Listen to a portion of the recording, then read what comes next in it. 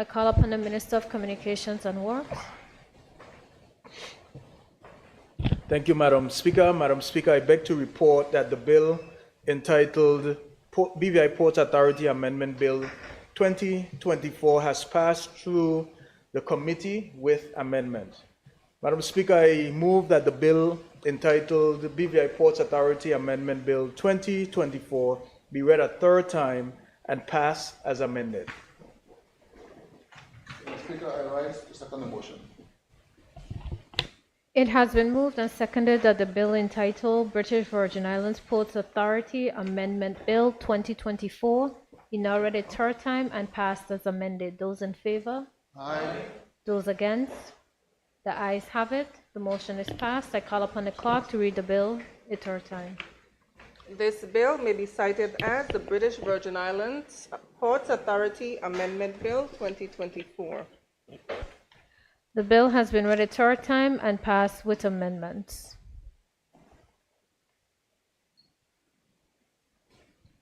I call upon the Minister for Health and Social Development to move a motion. Thank you, Madam Speaker. Madam Speaker, I move that the bill shortly entitled BVI Health Services Authority Amendment Bill 2024 be read a second time. Madam Speaker, I'll give a brief synopsis of the objects and reason. So, Madam Speaker, with your kind permission, I'm pleased to present to this Honorable House the BVI Health Services Authority Amendment Bill 2024 and usher it through the final phases of the legislative process. Madam Speaker, as with the previous statutory bills before this Honorable House, this bill seeks to promote a more rational, organized, and standardized approach to the management and oversight of the BVI Health Services Authority. Madam Speaker, my ministry has worked tirelessly to ensure that amendments adhere to the COI's recommendations while updating and strengthening the legislation. Madam Speaker, this amendment bill, I believe, has to a large extent accomplished just that. I thank you, Madam Speaker.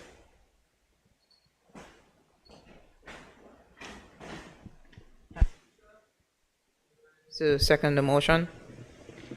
Honorable members, the floor is now open for debate. Please note that there is a 20-minute time limit for debate.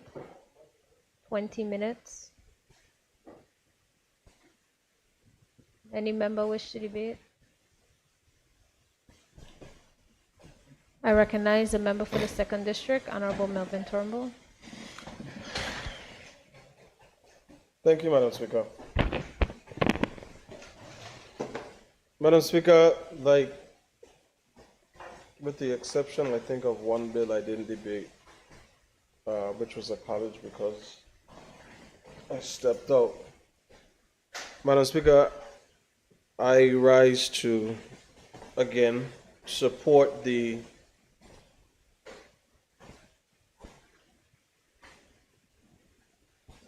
basis for which we are amending the BVI Health Services Authority Amendment or BVI Health Services Authority Bill. Madam Speaker, and it is to deal with the COI recommendation as it relates to statutory boards. And Madam Speaker, what we have found, now this being the 5th of these boards that we are making amendments to, while some of the changes that we have made in the very first bill, we thought would easily go through and be applicable to every other bill, Madam Speaker, there are some nuances and some very particular details that cause us in the committee stage, Madam Speaker, to reconsider and think a little bit deeper about what and how it would affect the overall operations of the board and, most importantly, the authority. Madam Speaker, the Health Services Authority, which is responsible for the Dr. D. Orlando Smith Hospital and all the varying healthcare facilities in the territory that are publicly owned and under the auspices of the majority of ownership and responsibility of the government, Madam Speaker, have a huge part to play in our safety, in our continued development for health. And Madam Speaker, the areas of concern for health, as we saw with COVID-19, Madam Speaker, and even some after, well, not some especially, Madam Speaker, after the hurricanes of 2017, when a lot of persons ended up in the hospital. While we boast of having a $100 million facility, it is important that the structures are in place for the authority to be able to function in the best way possible. The board, under the direction or guidance of the minister, is supposed to set out the agenda. But Madam Speaker, the agenda for healthcare would only change primarily from ensuring that people are taken care of, and taken care of as quickly as possible and as best as possible, unless we move towards different areas that have been talked about. Madam Speaker, I sat on the Health Services Authority Board for a year and a half, almost 2 years. I had a 3-year appointment, but then they cut it short to put me on the youth courts. But Madam Speaker, unless the board or the minister or the government has a position that they're going to actually pick up something that was talked about from way back when, like medical tourism and opening and developing the medical school and things that would now not change the focus but shift the focus, broadening the horizons for under which the Health Services Authority operate. Madam Speaker, I think it will be especially important for us to develop and sharpen the skills and the expertise that persons receive in the care in the area of healthcare. We can't boast, as I said, on a $100 million facility, Madam Speaker, when over the years we have noted that private hospitals, Madam Speaker, and private clinics, Madam Speaker, are continuing to surpass the product offerings that we even have through our local hospitals. So, Madam Speaker, the board is essentially important to doing that, and how the board governs itself is essential to do that. Madam Speaker, as I said on some of the other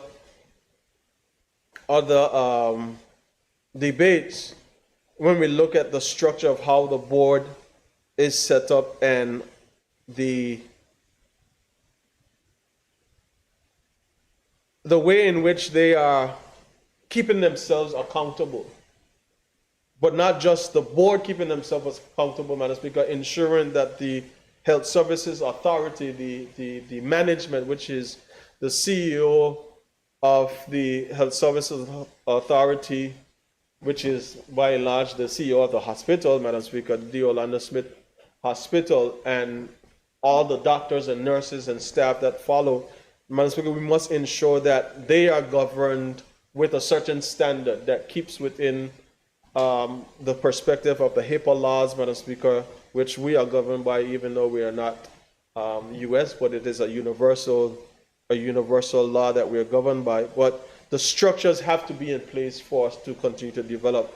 And Madam Speaker, one of the things that I see that is key, which spells out throughout this document, Madam Speaker, and throughout all the documents, is the audit function. The audit function, as I said in the last debate, not an audit to look for anything necessarily bad.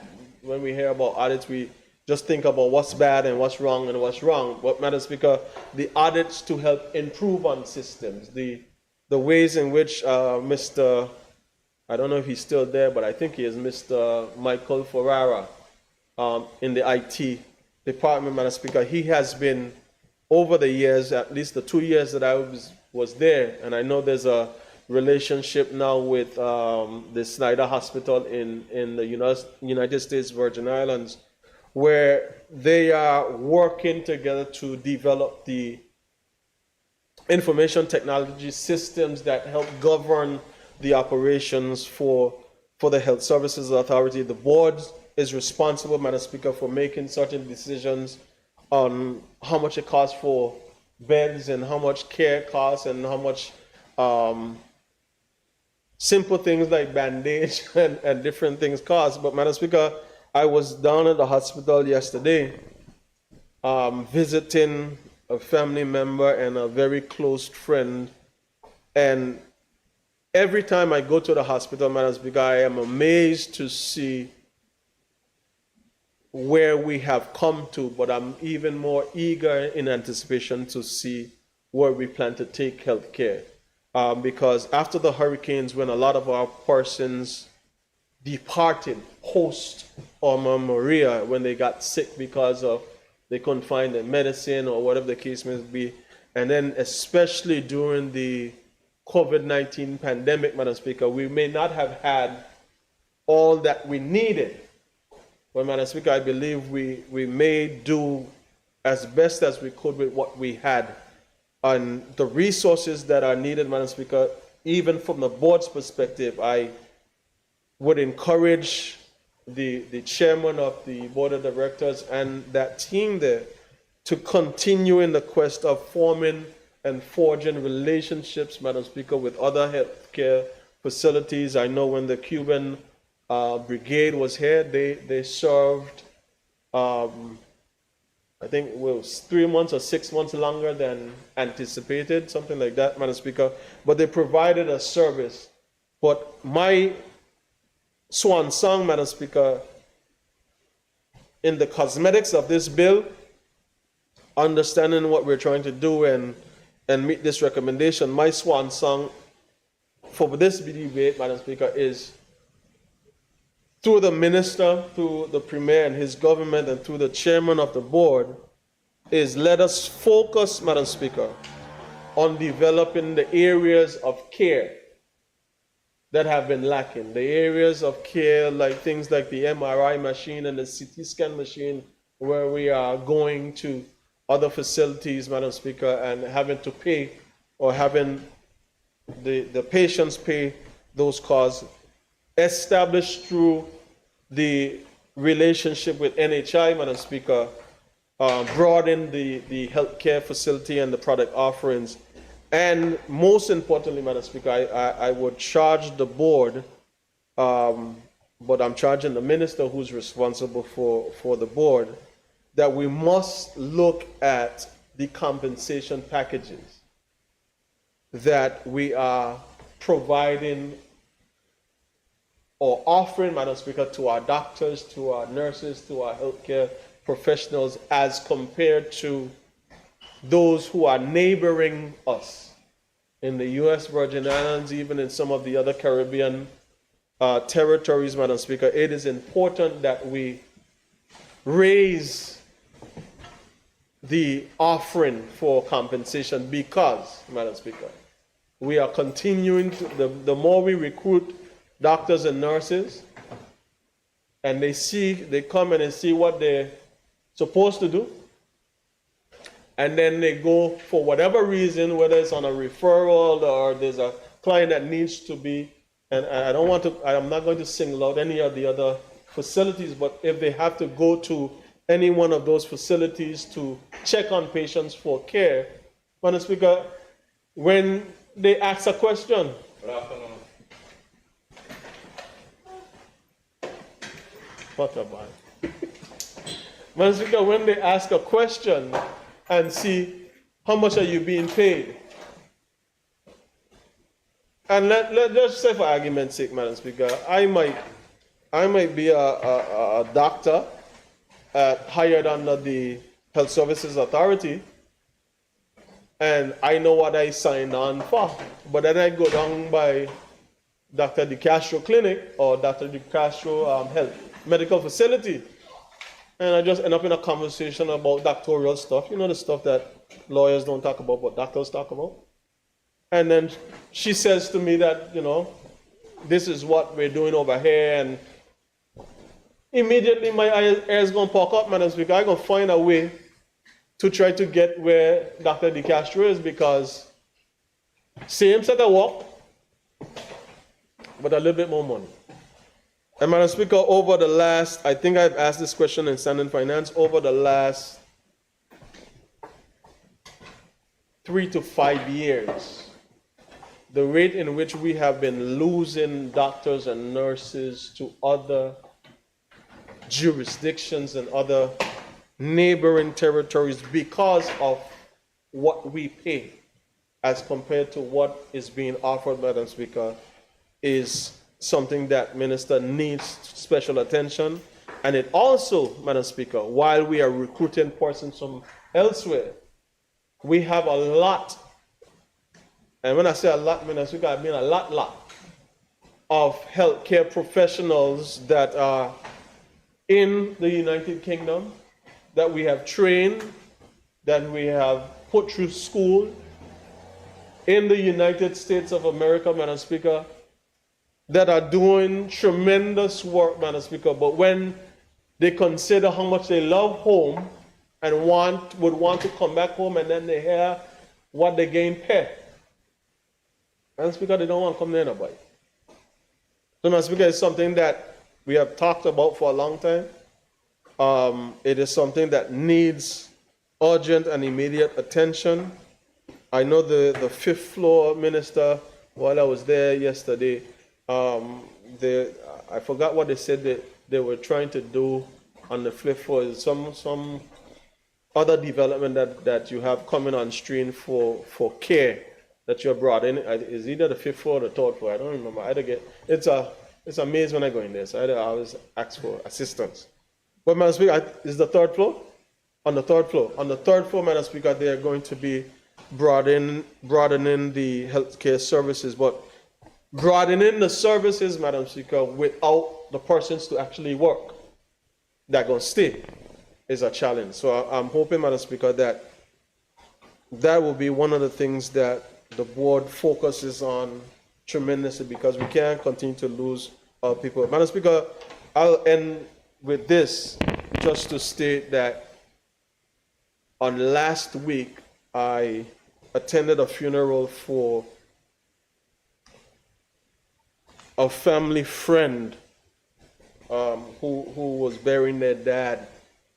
And this individual is,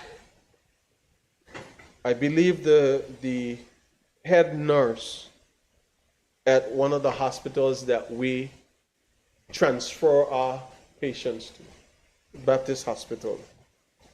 And I engaged in a conversation to find out, would you be interested in coming back home to give your services? And this is a BVI Island, Madam Speaker, born and raised and grew here.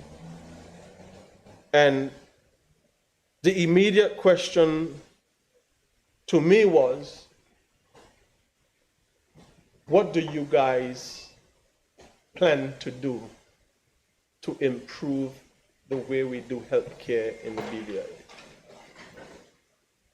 It wasn't about the money. I was a little bit surprised, but I think they realized that they wouldn't be offered the money, but it was more about having to visit their loved one before they departed in the hospital, and then go through as a professional and see what is being offered. Madam Speaker, even in the clinics that we have throughout the territory, Madam Speaker, for the board to not just allow the CEO and the management of the hospital to leave things to chance. The clinic, Madam Speaker, in my community of Just Van Dyke needs a lot of work. And I'm sure all the clinics throughout the BVI, in King Garden Bay, there used to be one in Bruce Bay, there's none anymore, Madam Speaker. So these are things that we need to pay attention to, because our seniors are living longer. They're having to deal with much more ailments. and we need to ensure that health care is available, and not just health care, Madam Speaker, but proper and good health care is available for them in their age. But the question that was asked of me, what do we plan to improve health care? What do we plan to do to improve health care, Madam Speaker, is a question that I could not answer. And the response that was given to me when I couldn't answer the question is, for some reason, we are stuck doing what people have been doing 5 to 10 years ago.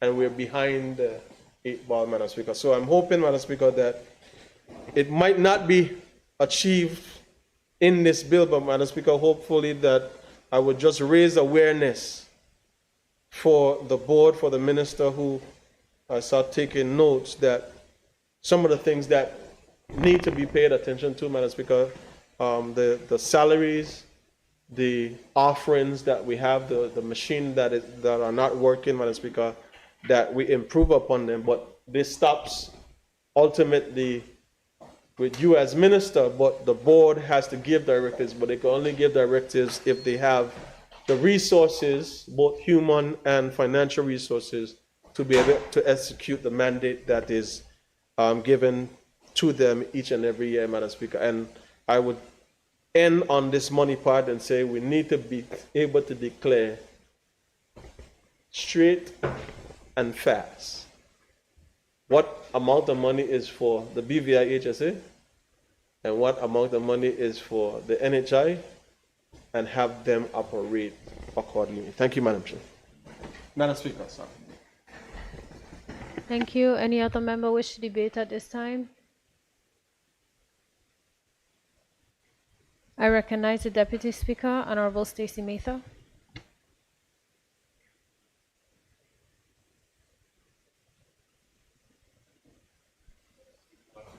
Good afternoon. Good afternoon to this honorable House. Madam Speaker, I beg your pardon when I enter the House, and Honorable Turnbull's pardon that I said good afternoon. It's ingrained in me as a Virgin Islander when I enter a room to say good afternoon. So I may have been out of place in the standing orders and the protocols in the House, but as a Virgin Islander, I was just trying to greet my colleagues. You're saying about, are you apologizing or are you giving an excuse? I'm doing both, Madam Speaker. I won't do it again. Thank you. Madam Speaker, I rise to make a few comments on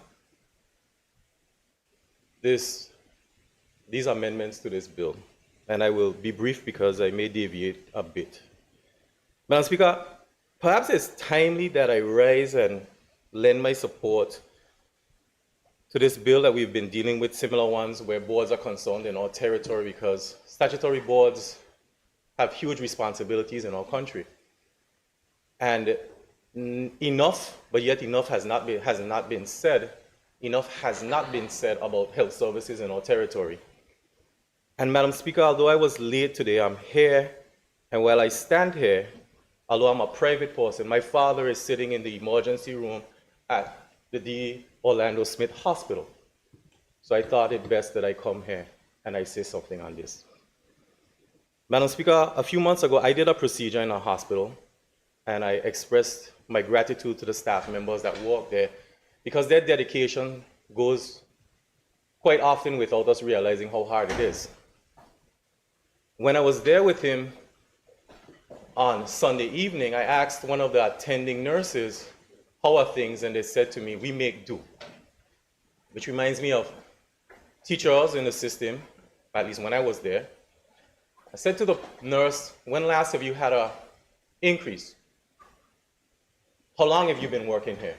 Madam Speaker, that nurse said to me he had been working in the territory for 15 years, and his last salary increase or review was in 2015. Madam Speaker, cost of living in this territory is crazy. We all know this, and we've been able to adjust the public officers. We've been able to adjust our own salary inside here. Statutory boards still have not been addressed. From the guard that sits down in a hospital and greets you, so pleasantly dressed, and y'all will know who I'm talking about, to the technician that goes above and beyond, they deserve more. Madam Speaker, I left the hospital yesterday to go to a private healthcare, and I'm grateful that the private healthcare provider is there to pay for a service for my father that the public hospital does not offer. So I inquired as to why is this service not being offered, and they said to me when the Cuban Brigade was here, it was offered, and that gentleman moved on.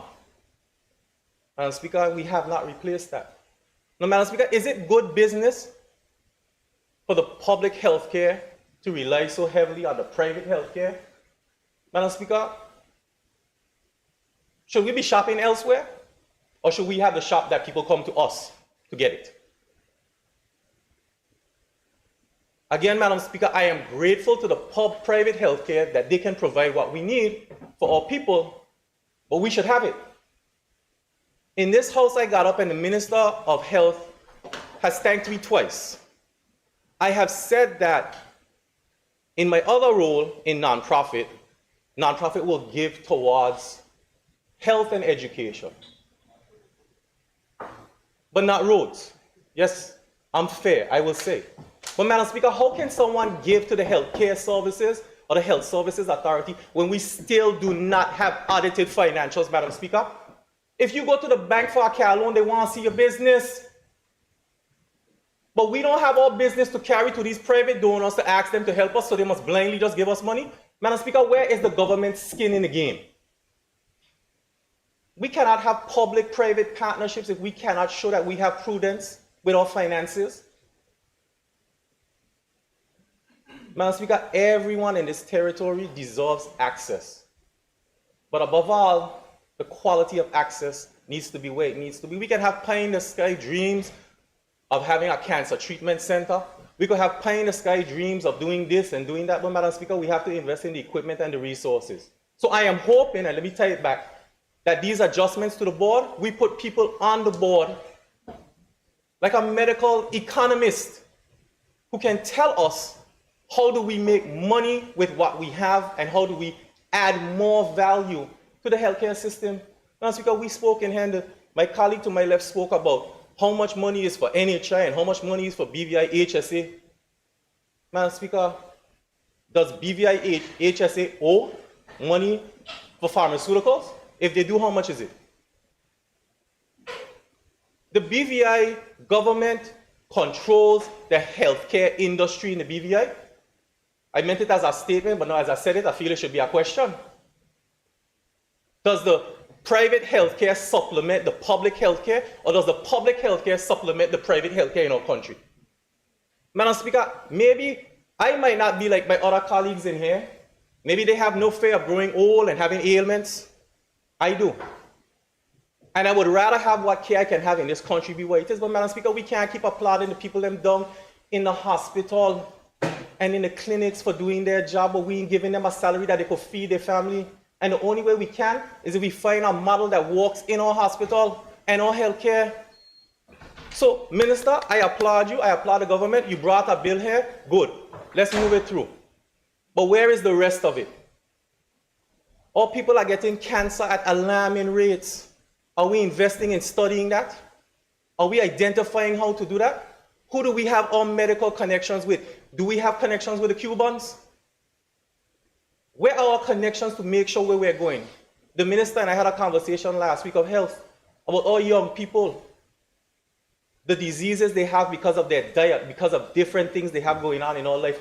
How is that tied into our education? How is our prevention of it working, Madam Speaker? So, Madam Speaker, I am happy, and I keep repeating it, that the government is here moving this through, but I want to see more.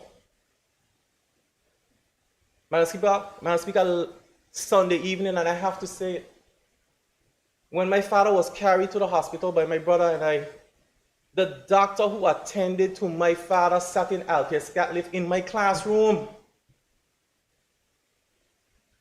Elson Vanterpool, Dr. Elson Vanterpool was my student, and I left my father with him. Madam Speaker, I wasn't fearful because I know that that young man was intelligent in my classroom. He was dedicated. And when I went back, my father said, that's a wonderful young man. Madam Speaker, last week I had a conversation with a young nurse who has a graduate degree, born BVI lander, left the territory and went somewhere else because she feels more appreciated. My colleague said we have to bring our people back, and I agree. Madam Speaker, I have an aunt that lives in DC, has a PhD in pharmaceuticals, was educated by the BVI government. It's one thing to say, come home, come home, come home, but what do they have when they get here? Perhaps some of these boards need to have some of the people there who we want to return so they could tell us what's going to bring them back. Cayman Islands, wonderful healthcare system.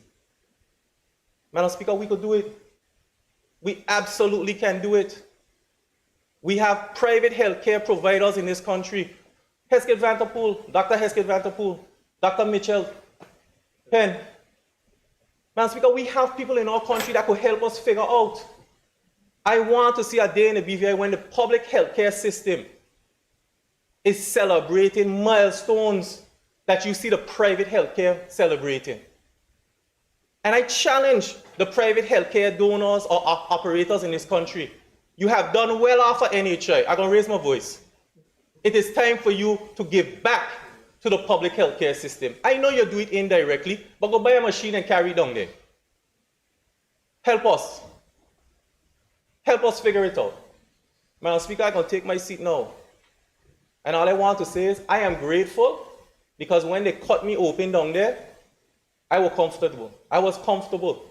I was confident because my people were around me. I was treated well. And maybe because I'm one of the new members of the House of Assembly, some didn't recognize me. I like that. I like waiting in the line to see how it feels. Security don't know me, they would have let me in. But Madam Speaker, right now, as my father lays down there, as far as I was told today, there are 9 people waiting for beds. 9. Madam Speaker, come on. We passed a budget of $450 million, a SAP of $50 million, that's $500 million, that's $500 million. We got a big old building down there. I believe there are people in this country that want to help the country, but the government has to put skin in the game. The ministers can't be calling, the at-large reps, the district reps can't be calling, asking the wealthy people to give, and the government ain't putting up. A country can't be built by begging alone. It got to be built by contributing. Because when we bring our people up, we like to talk about pride and resiliency. You got to put some skin in the game. When you were building a house, Madam Speaker, I wasn't wrong. The whole village built it. People came with peace, they came with peace, and the people who were building either cook a pot or the neighbor cook a pot. Well, government, cook a pot and carry to the people when you're asking for help. But I really want to see the healthcare providers in our country being treated better. Yes, we may not have all who we need, but the ones that walk in, reward them, treat them right. And they got some down there, Madam Speaker, that ain't worth the salt that is sweat out of their body. Get rid of them. Thank you, Madam Speaker. Thank you. Any other member wish to debate? No other member? If not, then I'll call on. I recognize the member for the 8th District, Honorable Marlon Penn.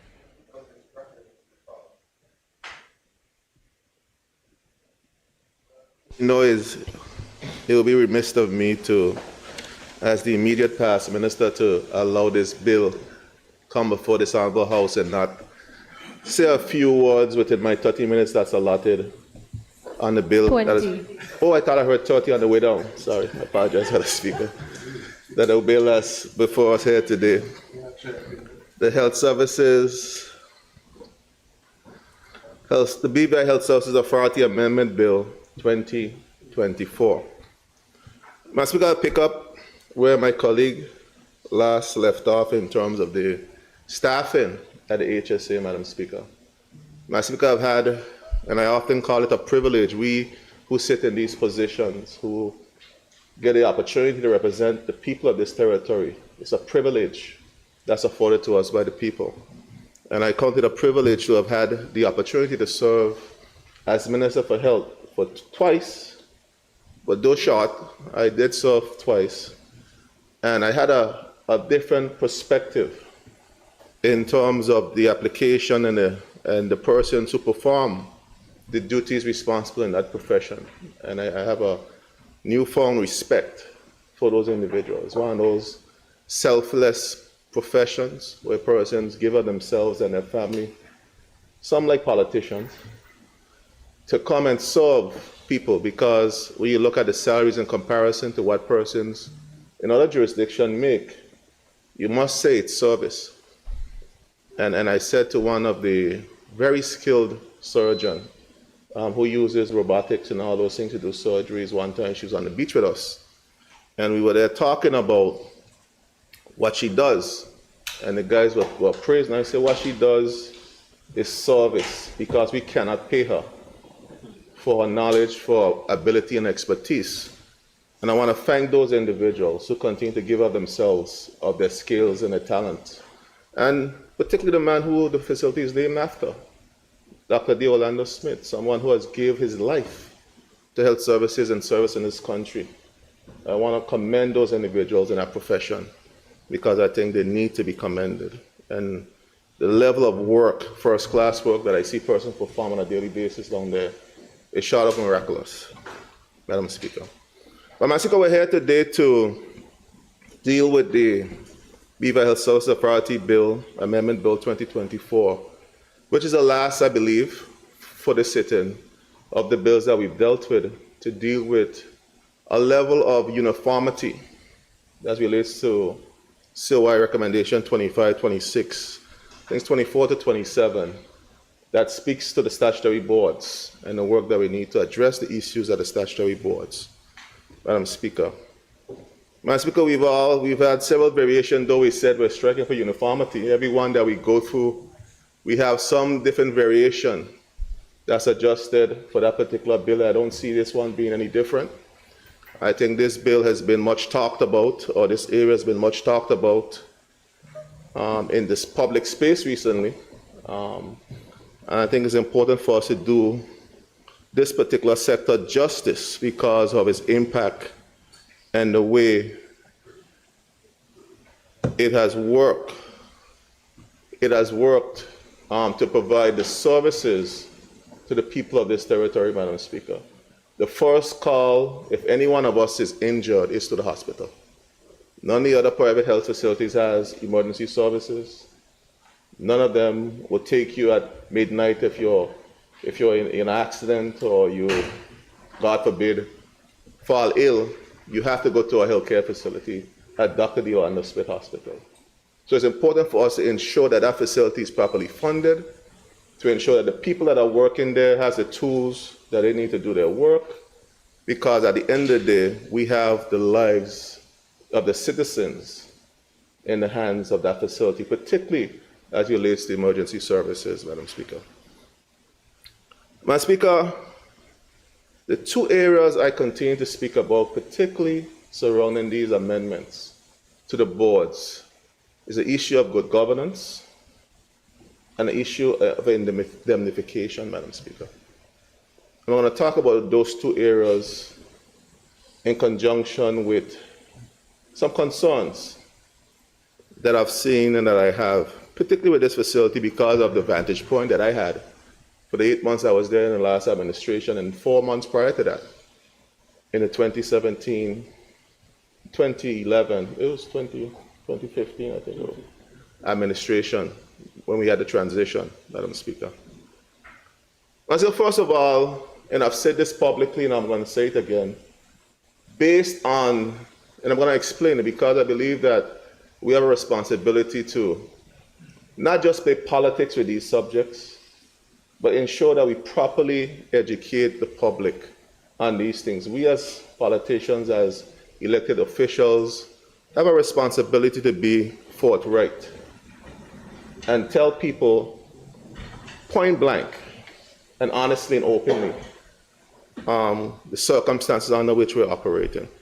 Madam Speaker, there's much said about the stipend or the, what do you call it, what's the word that we use for it? Subvention that the BVI HSA gets on an annual basis. In the last budget and as in subsequent budget, has been around $42 million, with some additional subsidies throughout the budget cycle, Madam Speaker. And I think we did some additional subsidy during the last SAP, where some monies was forwarded to help to address, though not in whole, the issue of electricity bills, Madam Speaker. Madam Speaker, but there's a stark reality, and you heard the member talk about the issue of staffing and persons not being adequately compensated. And based on what the market rate says, and you're going to hear that word again from me, market rate. What the market rate says that those persons should be paid, Madam Speaker. So you have $42 million going to this facility. That has to cover the operation expenses, inclusive of recurrent expenditure, electricity, staff costs, statutory contributions for the staff, the equipment and the maintenance thereof, the equipment, as we know, medical equipment are the most sensitive and requires a more higher level of due care in terms of their maintenance and their pension contributions, Madam Speaker. Madam Speaker, I raise a point of privilege. Another point. And I think the member is misleading the public. He should Point clearly of say that privilege or there's information? information, Or sorry, order. point of information. The HSA does receive a $42 million subvention. He should stop there. They also make money, Madam Speaker, so it's not the only money available to spend. The subvention is $42, yes. He needs to just stop right there. Thank you, Madam Speaker. Madam Speaker, all due respect, I didn't know the member could tell a member what he could say or shouldn't say. Member's out of place, totally out of place. Totally out of place. And outright disrespectful, if you ask me. And I'll continue, Madam Speaker. I'll give up my 2 minutes. Okay. As I was saying, Madam Speaker, that the HSA gets a subvention of $42 million. And that $42 million is responsible and should cover expenses such as salaries, statutory contributions, pension contributions, and other expenses like medication that the authority has the responsibility of, including the clinics, Madam Speaker. That includes the Virgin Gorda Clinic, the Anagada Clinic, the Eastern Longlow Clinic, Capoons Bay Clinic, the Sikows Bay Clinic, and all the clinics in and around this territory, Madam Speaker. Madam Speaker, what we don't know is that there's a thing called public good, Madam Speaker.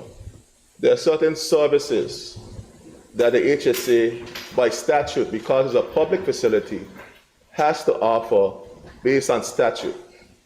For instance, public workers, seniors, children, indigent, the clinics, Madam Speaker, all of those services are offered free of cost to those individuals once they get service or acquire service or go to the hospital or any public facility for service. Those services are free of cost, Madam Speaker. Madam Speaker, those services add up to a cost of almost $19 million, Madam Speaker. So of the $42 million, the public goods services, you've already have those subsidized as a tune of almost $20 million, where the other private facilities could charge those individuals for those services, Madam Speaker. Madam Speaker, in addition to that, the only facility in the territory that offers dialysis services is the D. Orlando Smith Hospital, Madam Speaker. Madam Speaker, do you know that the cost of that service, inclusive of medication, time on the dialysis machine, the specialist that is supposed to be there to attend to the persons who are being dialyzed, and all the other nurses and so forth, is somewhere in the range of $160,000 per person per year, Madam Speaker. And Madam Speaker, of that $160,000 per year, you have over 56 persons currently in the territory who are being dialyzed, who have to use the dialysis system, whether it's twice a week, some people have to do it daily, and the concerns of Madam Speaker. It speaks to the issue that my colleague raised up as well, of the issue of non-communicable diseases. Most of those persons either are diabetic, alcohol abuse, cirrhosis of the liver. Those type of issues are cause for persons to be on a dialysis machine. Now see that $8.9 million annually on top of the public goods services that has to be subsidized by this facility. Because NHI only pays, I believe, if the persons have NHI at all, because some of those persons are unable to work. And they're unable to keep up with the NHI payments. So the ones who have NHI, that is subsidized on the tune of $70K per year, Madam Speaker. That's all those individuals get in terms of subsidy of the $160K. And the rest is borne by the facility. Dr. D. Orlando Smith's facility. Again, a public good. I am not advocating that we shouldn't treat those individuals. Government has a moral obligation to ensure that it offers health care to persons in need of health care. Health care is one of those things that throughout the world, it is subsidized. It has to be subsidized. Because there are certain services that people just cannot pay for, and insurance just will not cover. And the public has a responsibility to subsidize those services, Madam Speaker. But the point is that the $42 million plus whatever revenue is being suggested cannot pay for the operation of the facility. We have to make a decision that if we want to offer these public good services, and it's my position that we should offer them, because a society has to take care of its people. We have a responsibility to take care of our people. But we also have a responsibility to educate, and the issue of education of the non-communicable diseases and help persons to live healthier lifestyles is critical. And that's why I urge the minister and the ministry to get that committee back up and running, to really get that education campaign going again. And we started it when I was there, and it needs to be followed through on to make sure get that education campaign going for non-communicable diseases, to make sure that we eat better, live better, exercise more, and live better lifestyles. Because we see the numbers increasing dramatically in terms of persons. That the SHA came here the other day asking for additional monies to be able to upgrade the systems at the dialysis unit, to be able to offer the services to persons who are increasing, Madam Speaker. Madam Speaker, I must also talk about the reality of what is happening, and I want to commend the current board for the work they've done to get the contract unit up and running. That is something when I took up the mantle of minister, I said it's important to get that contract unit up and running, because what that does, Madam Speaker, it creates that relationship between NHI and HSA to ensure that whatever monies is required in terms of when they consolidate, in terms of services rendered, that the HSA could start to receive funding for the services that are rendered to persons within the territory. But that also requires us in this House to have to make some tough decisions. We have to make some decisions in terms of how we're going to treat those persons who are getting access to those services. Are we going to now ensure that that falls on the bailiwick of NHI? We subsidize from the perspective of the seniors' contribution so that NHI then could work and the contract unit could work the way that it should, and the government would subsidize the seniors and the indigent individuals and ensure that those persons then could access services, because we can't be paying two sides of our pocket, Madam Speaker. So we have to ensure, and those are the things that, if was given a time, were paramount to get those things addressed and get those things moving. But I'm glad to see that those things are moving, and you're seeing things moving. And these are things that came before us in standing finance. the cancer center, and the point that was raised in terms of the cancer center, issues of cancer. There's a plan that was presented to develop a cancer center at the hospital to be able to offer the services and the treatments necessary for those persons who, God forbid, have to be treated for cancer-related illnesses. And those are things that could generate revenue, not just on a local perspective, but on a regional perspective. If you're able to establish a cancer center in a territory, persons within the region has an opportunity to come to territory and access those services and generate additional revenues for the facility, Madam Speaker. Those are things that are important, Madam Speaker. So, Madam Speaker, we have an obligation, and I'm sure that when I'm done here, and I'm wrapping up shortly, Madam Speaker, I have 1 point left. I'm sure everybody on the other side will have a chance to speak. And my colleague wouldn't have to go, on my left wouldn't have to speak. When I done end on this point, Madam Speaker. Come, Madam Speaker, we have a moral obligation to take care of the people of this territory from a perspective of healthcare. And if the government is insistent, and I think we should, and there's certain class of persons within society, we have to be able to take care of those individuals. And these public goods services that are costing the authority close to $20+ million annually are things that we have to help to subsidize. That's why you're having the shortfalls in the clinics, particularly up in Virgin Gorda, that you see the outcry of the people in Virgin Gorda. You have to subsidize these things. These things are a requirement of the government to subsidize these things. The government, the HSA has to balance between paying their staff, who are, in many cases that we've heard, are underpaid based on market rate, pay their creditors as it relates to medication, the services that they render from persons within the medical community. In many instances, they were at threat of being cut off from offering the medical supplies that they need. Does the board need to do more? Absolutely, there's always room to do more. And we must encourage and push where it's necessary to do more.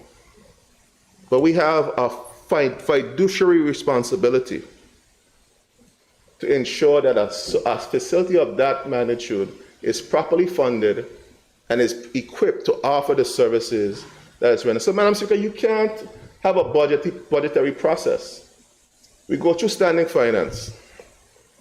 HSA comes to this house and says, look, our chillers are about to go kaput. If we don't deal with this issue, we're going to lose our air-conditioned systems at the HSA authority. For the want of $200-something thousand to fix the one existing and to replace, and the budget is there, they shared it with us during standing finance, and I asked for the report from the clerk yesterday so I can make sure that the information is accurate, that we didn't fund it. We didn't support it. Madam Speaker, they didn't get the funding. We had a token figure in the budget, and not a cent went over to them to deal with that issue. And guess what happened, Madam Speaker? The air conditioning system failed. So we had for weeks people down there suffering, the staff suffering, entire individuals who are seeking health care suffering, because we failed in our fiduciary responsibility to ensure that the air-conditioned system in the facility was changed out. For the want of $200-something thousand. Honorable, your time is up, so please wrap up. Madam Speaker, it cost us an additional million of almost thereabouts, Madam Speaker. 2 more minutes, Madam Speaker. I crave your indulgence, Madam Speaker. I'll wrap up just now. Madam Speaker. Madam Speaker, good governance. That's the last point I'm going to close on, Madam Speaker. The board itself has a fiduciary responsibility to look out for the interests of the board as well. And the policy of the ministers, yes, I agree with that. But the policy cannot be at odds with the fiduciary responsibility of the board. You have the healthcare authority and the medical school. There's a lot of talk going around, but the board is blocking the medical school. The medical school is supposed to be established. The market rent for spaces in this Rotown area is between $25 to $48 a square foot. To 48. Yeah, up to 40, as high as $48 per square foot. The board said, and it was in standing finance. This was in standing finance, and it's in the budget that they shared with us in standing finance, that they would do $45 per square foot. And you are asking the board to do $12 a square foot. That's fiduciary irresponsible of a board to agree to something like that. So a facility that is struggling, could barely pay its staff, could barely keep the air conditioner running, we're asking it to sell it with additional boardings. If the government wants this medical school in place, they have to subsidize it. You have to subsidize that cost. That's the difference between the 12 and the 45, so that the medical school could operate and not put the burden on the HSA, Madam Speaker. That's because we have to be fiscally and fiduciarily responsible for these institutions, Madam Speaker. Madam Speaker, I look forward for a deeper dive on this and other issues on this particular board, because I believe it has a grave importance, not just to the fiscal position and the overall position of the government, but to the people of the territory, Madam Speaker. We have to give and exude the confidence to the people who have to be their first call if they're ever injured to the Orlando Smith Hospital that is sound, it has the best professionals, and it has the resources necessary to be able to take care of their medical needs, if so be it. Madam Speaker. Madam Speaker, I'll take my seat for now, but I think bills like this matter will require a little more time, Madam Speaker, to ventilate the issues surrounding these areas going forward, Madam Speaker. Any other member wish to debate at this time? I recognize the Deputy Premier, Honorable Lorna Smith. Thank you, Madam Speaker. Madam Speaker, sometimes when I rise to speak on bills, I do so with some reluctance because, okay, Madam Speaker, thank you. Sometimes when I rise to speak on bills that I support, I do so reluctantly because the impression is that I am on the wrong side or I am not supportive of the government. Madam Speaker, I want to make it clear for the millionth time that I'm very supportive of the side that I'm on. I, however, speak the truth, and I see what everybody else sees. I listen, and I was sent here to represent the people of this territory. As an at-large representative especially, I speak on matters that are of concern to the territory. So, Madam Speaker, I rise in support of this bill in principle. It is in fulfillment of COI recommendations 25 and 26. And Madam Speaker, I begin again by saying that we cannot afford, even though this is the fifth of the statutory boards, the last one that we are looking at, we cannot afford to do a cut and paste job. We cannot do a cookie cutter job on this bill. And so I look forward to the committee stage when I hope, as the member on the other side from the 8th district said, that we will do a deep dive into this last bill. Madam Speaker, on the weekend, Fridays, Clyde Letsom's piece, people refer to him as the sage and whatever else. I refer to him as Clyde Letsom, my friend of many years and a colleague. His piece on the state of public health in the territory was very instructive. And I want to commend him publicly on that piece. Madam Speaker, one of the points that he made was that there were some errors along the way. I think he went back to the year 2000.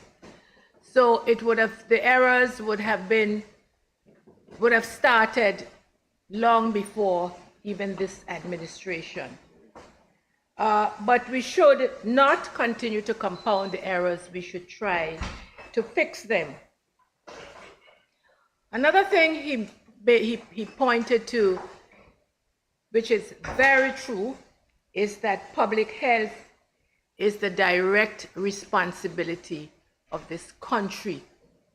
Too often, we think it's the responsibility of a board, or we think it's the responsibility of the minister responsible. It is our responsibility as a country. And therefore, we must speak frankly, and we must fix our public health. One of the points he made also when he was referring to the 2000, I think it was the year 2000, that era, was decoupling primary health care, I think he referred to it, and tertiary health care.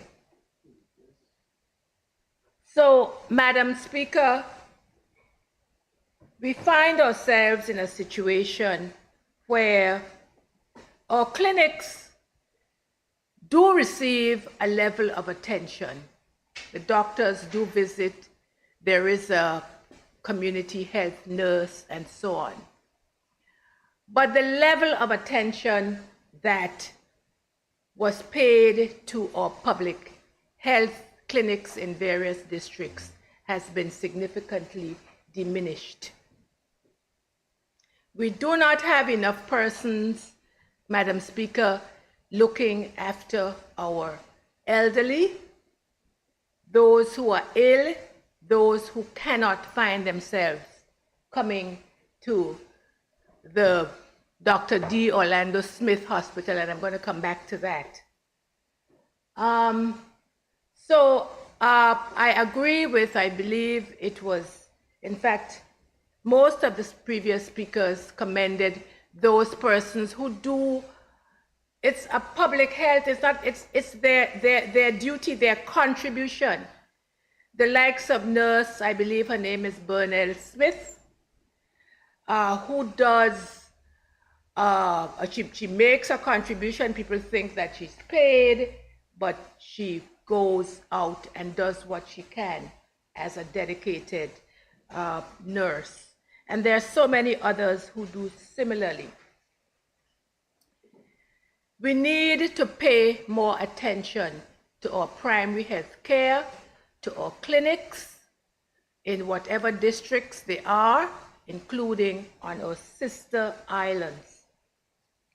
I was not here, Madam Speaker, for the meeting on Virgin Gorda regarding the Nurse Iris O'Neill Clinic, but I know that that was one where there was a lot of passion and there was great debate about how to improve our public health facilities and how to be responsive given our geography. Thank you. We must learn how to deal with our sister islands in an effective manner.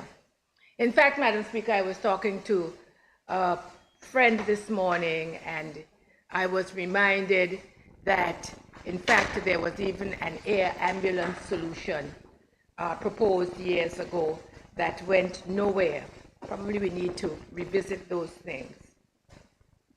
Madam Speaker, one of the points that Clyde Letzam made, he referred to an unpainted, and I'm quoting him, unpainted, unsigned Dr. D. Orlando Smith Hospital.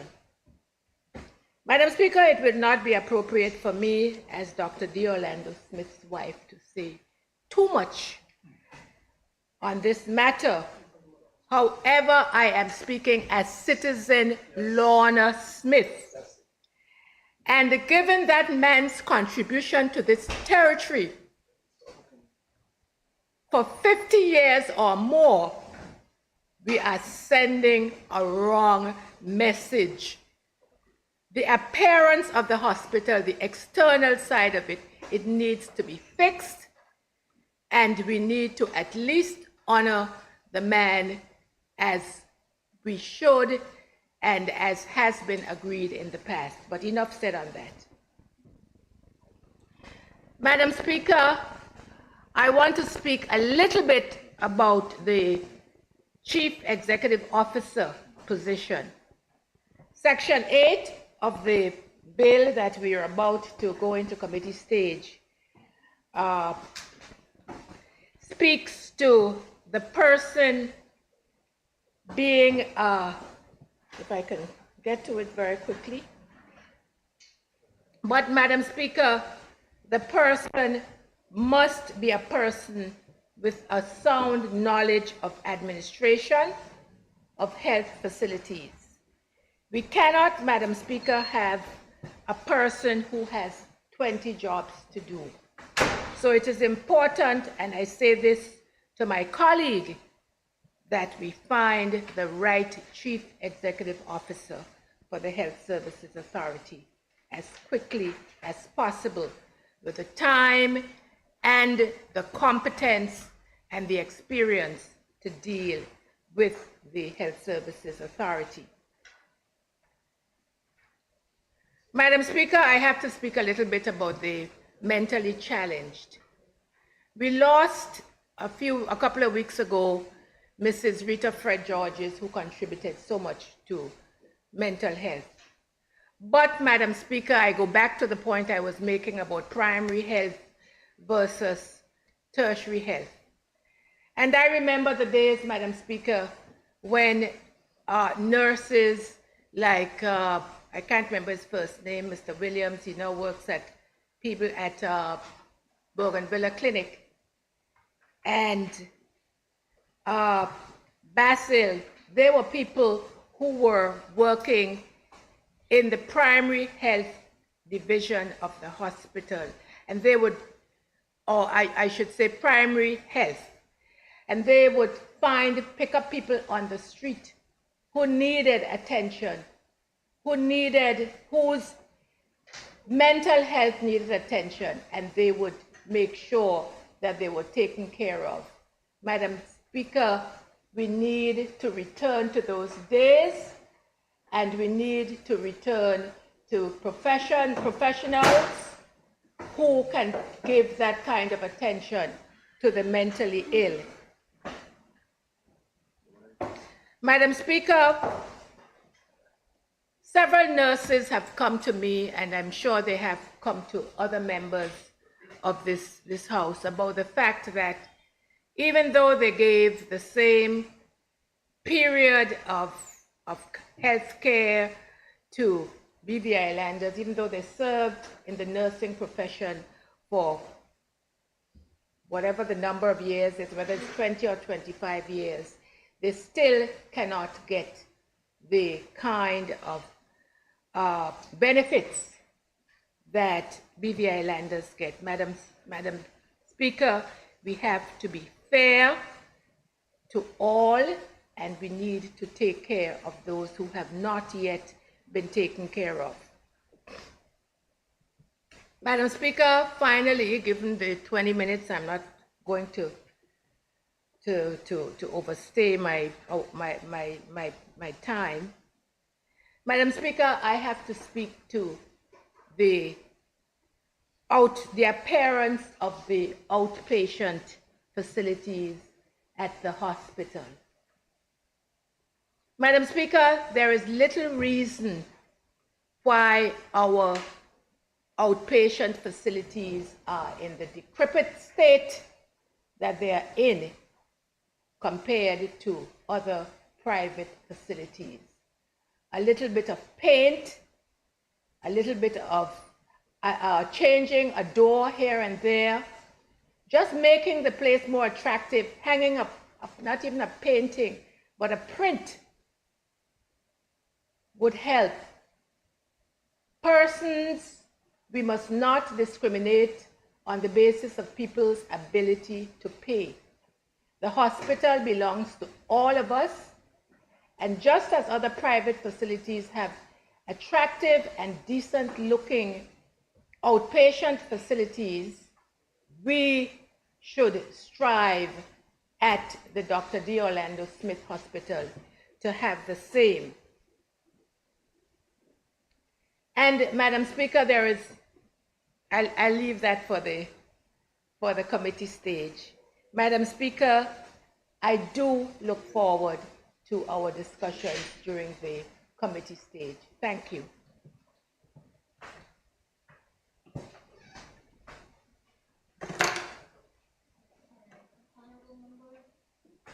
Heston, yes, honorable members will take the lunch recess and return at 3:00 p.m.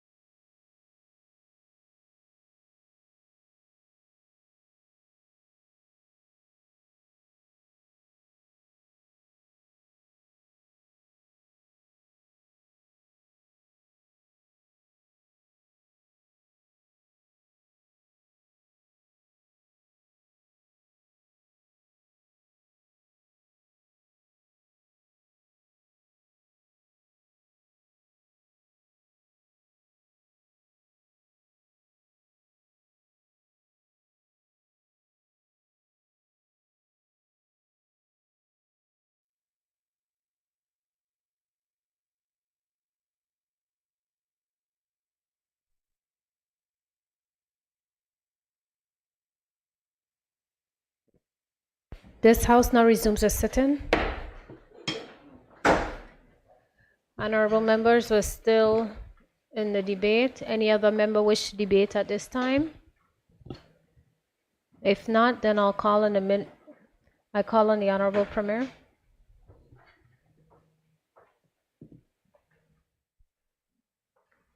Thank you, Madam Speaker. Madam Speaker, first of all, I want to, commend the members of the House, yourself, those who have been witnesses on the good work which has been done on the statutory board's legislation.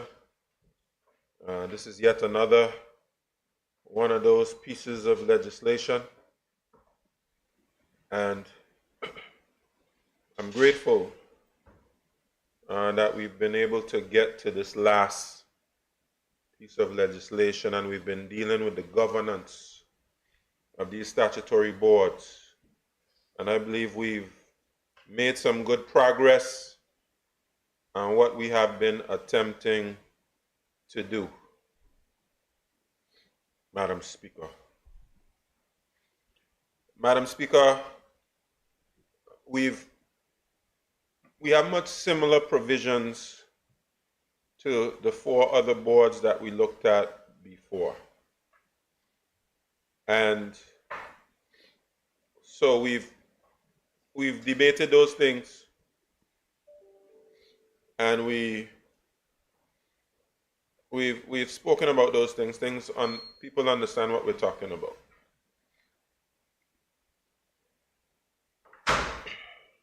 Some members have used this as an opportunity to speak generally about the performance of the statutory board itself and general matters surrounding the statutory board. I'll just say a few words about that. Madam Speaker, let me first of all thank all our healthcare professionals and our healthcare administrators for the work they're doing on behalf of the people of the Virgin Islands. There are some noble professions,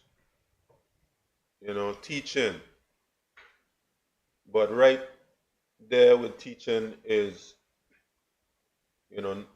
things like the medical profession, doctors and nurses, and they are revered in our society. And of course, here with the Deputy Premier, she's married to my cousin,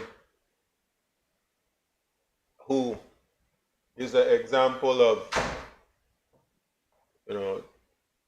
those in the medical profession who are revered, to the point where he was a at-large representative for 20 years and never lost his seat.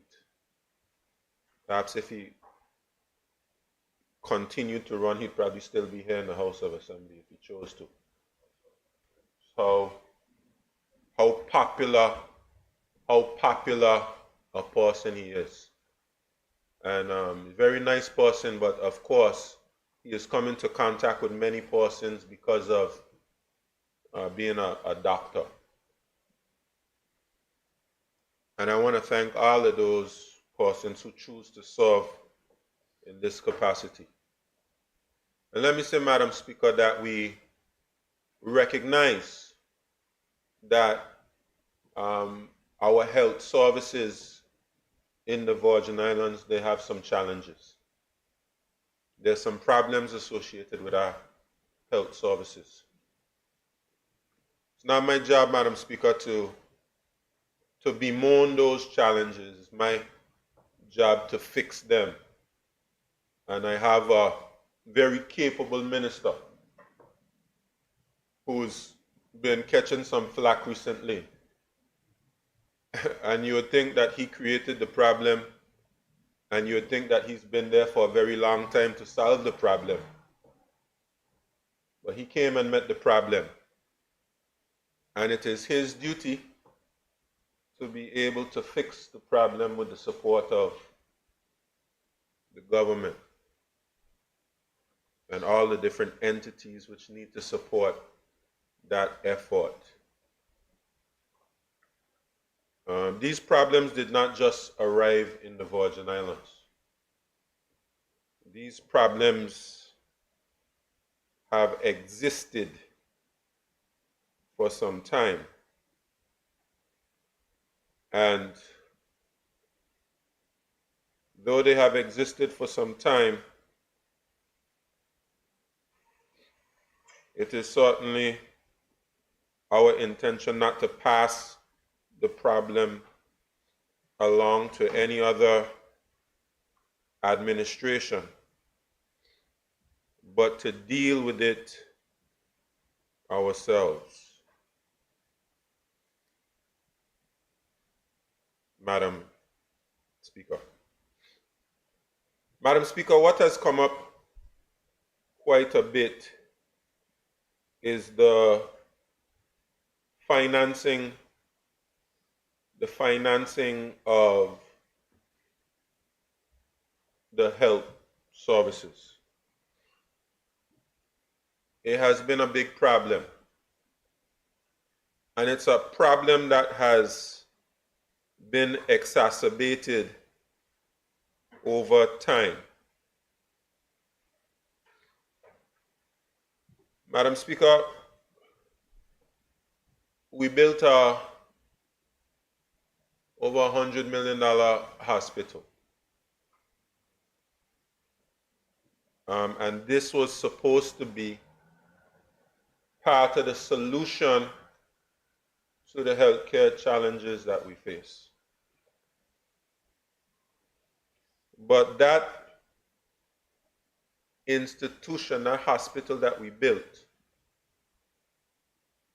it helped to increase the cost of healthcare in the Virgin Islands.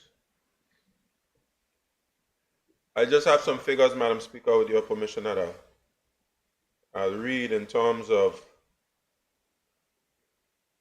what has been budgeted over the years as it pertains to the Health Services Authority. And this is recurrent rather than capital. I'll just go back to 2005. $15 million, just over $15 million was budgeted. 2006 went up to 19 million. 2007 it went up to 21 million. 2008 it went up to 24 million. 2009 back down to 16 million. 2010 19 million. 2011 19 million. 2012 21 million.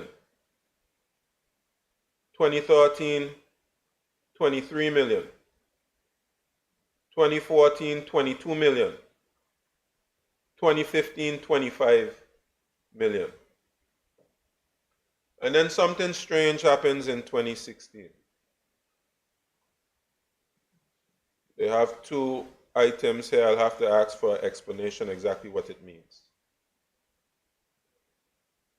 But in 2016, the cost of healthcare jumps up from 25 million to $41 million.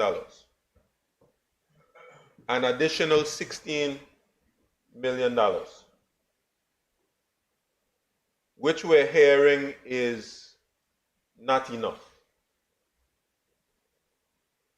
So the question is, what is it that happened from 2005, where it was $15 million, to less than 10 years later? Less than 10 years later, we have 42 million, which is not enough.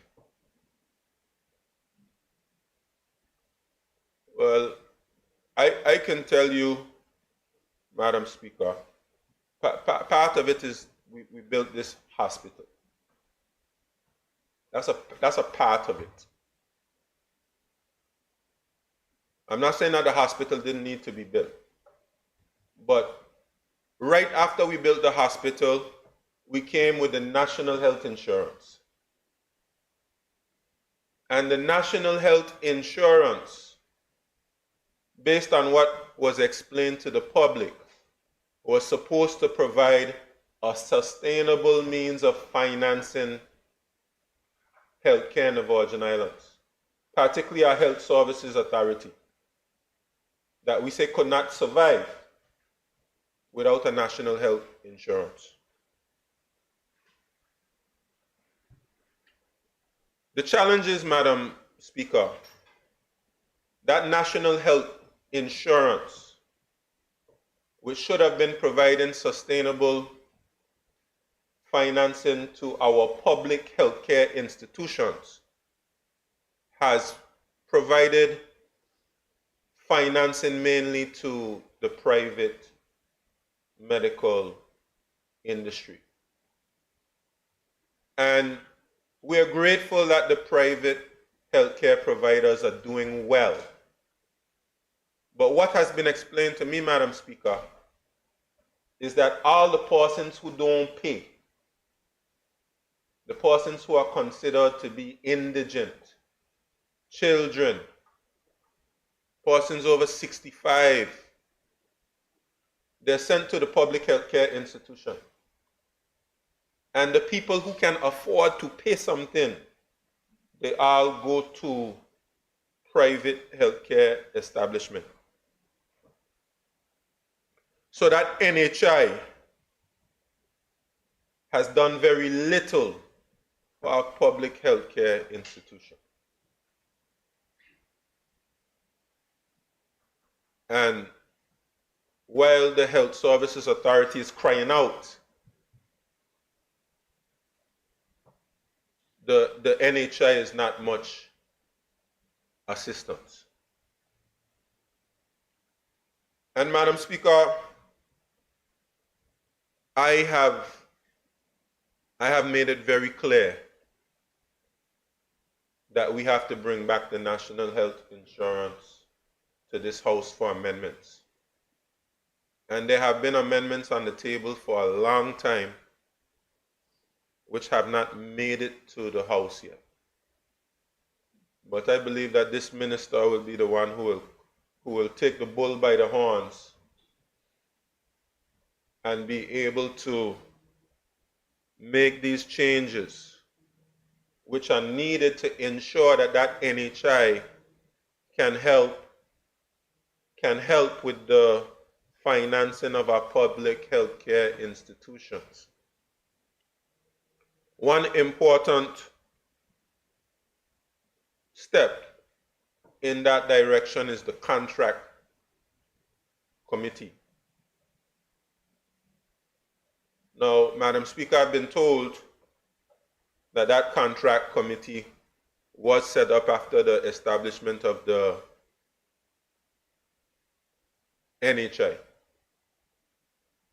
And that when the hurricane came, that committee became defunct. Now, so for persons who don't know, that contract committee was an integral part of the process to ensure that the relationship between the NHI and the HSA was managed. Now, the HSA receives, either through NHI or directly through the ministry, I'm not quite sure which one right now, but they receive a global contribution. This contribution is not tied to anything at all. Perhaps it was tied to the subvention that was going towards the Health Services Authority. As we can see, in 2016 it was 41 million. And then it ended up going up to 42 million after that, with some variations.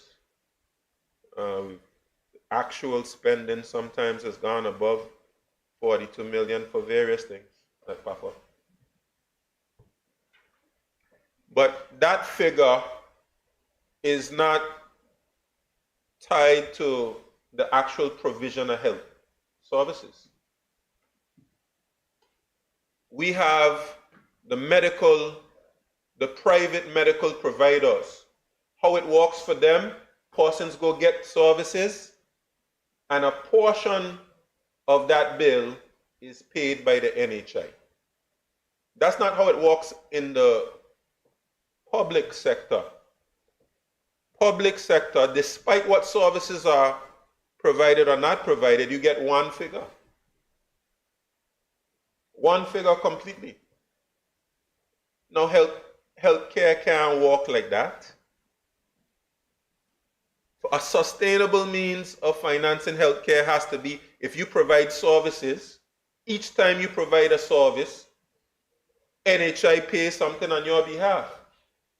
In fact, there's a cost to providing health services, medical services in the Virgin Islands.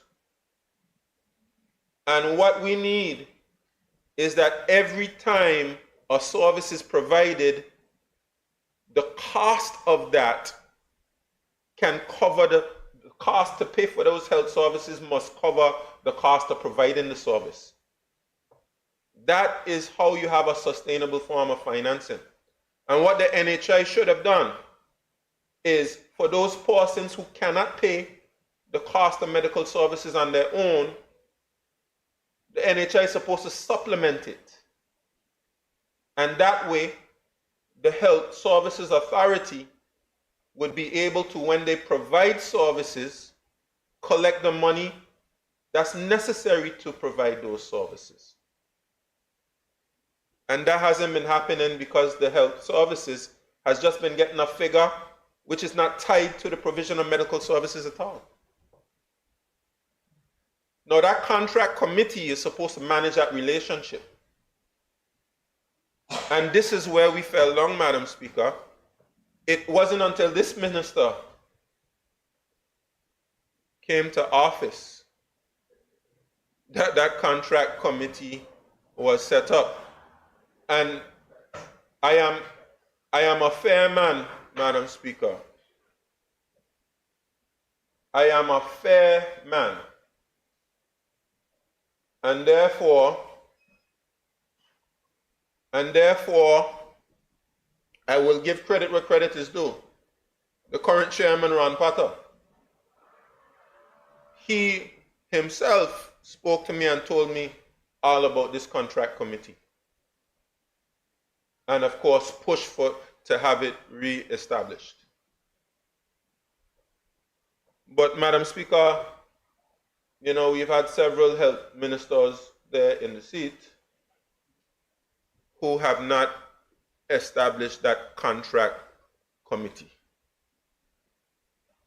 And we have to say that there's some responsibility there. There's some responsibility there.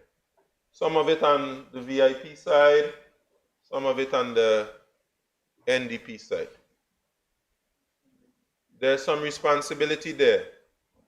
But we must commend, you know, that we try to crucify the health minister right now and lay all the problems of the health services at his feet or my feet. But we must commend him and applaud him for taking the necessary steps towards having the problem fixed, which others did not fix before him, which is having this contract committee re-established. Now, that is not the only step that needs to be taken. That has to be coupled with fixing the national health insurance. Because, Madam Speaker, outside of that, you're going to be in a situation where you come into the government and the Minister of Finance and saying that you need an additional $40 million to make the health services work. Now, we know that's not sustainable. Where's the government going to find an additional $40 million? That's not sustainable. just come and say, well, you know what, we need $40 million from the government. That's ridiculous and that's nonsense. The national health insurance has to be a part of the solution. All of the money that's going to help the private providers become very successful has to come to the public institution. That has to be a part of the solution. And outside of that, you're really not seeking to solve a particular problem. It's easy to say, oh, government is not giving the money which is required. Healthcare can broke any nation. The United States of America, do you think they took on the liability of trying to provide healthcare for everybody in the society? No, that's why you have private insurers. And you have to have a system that will allow those who are in a stronger position to help those who are in a weaker position. Elderly, children, you know, those who have disabilities, those who can't take care of themselves.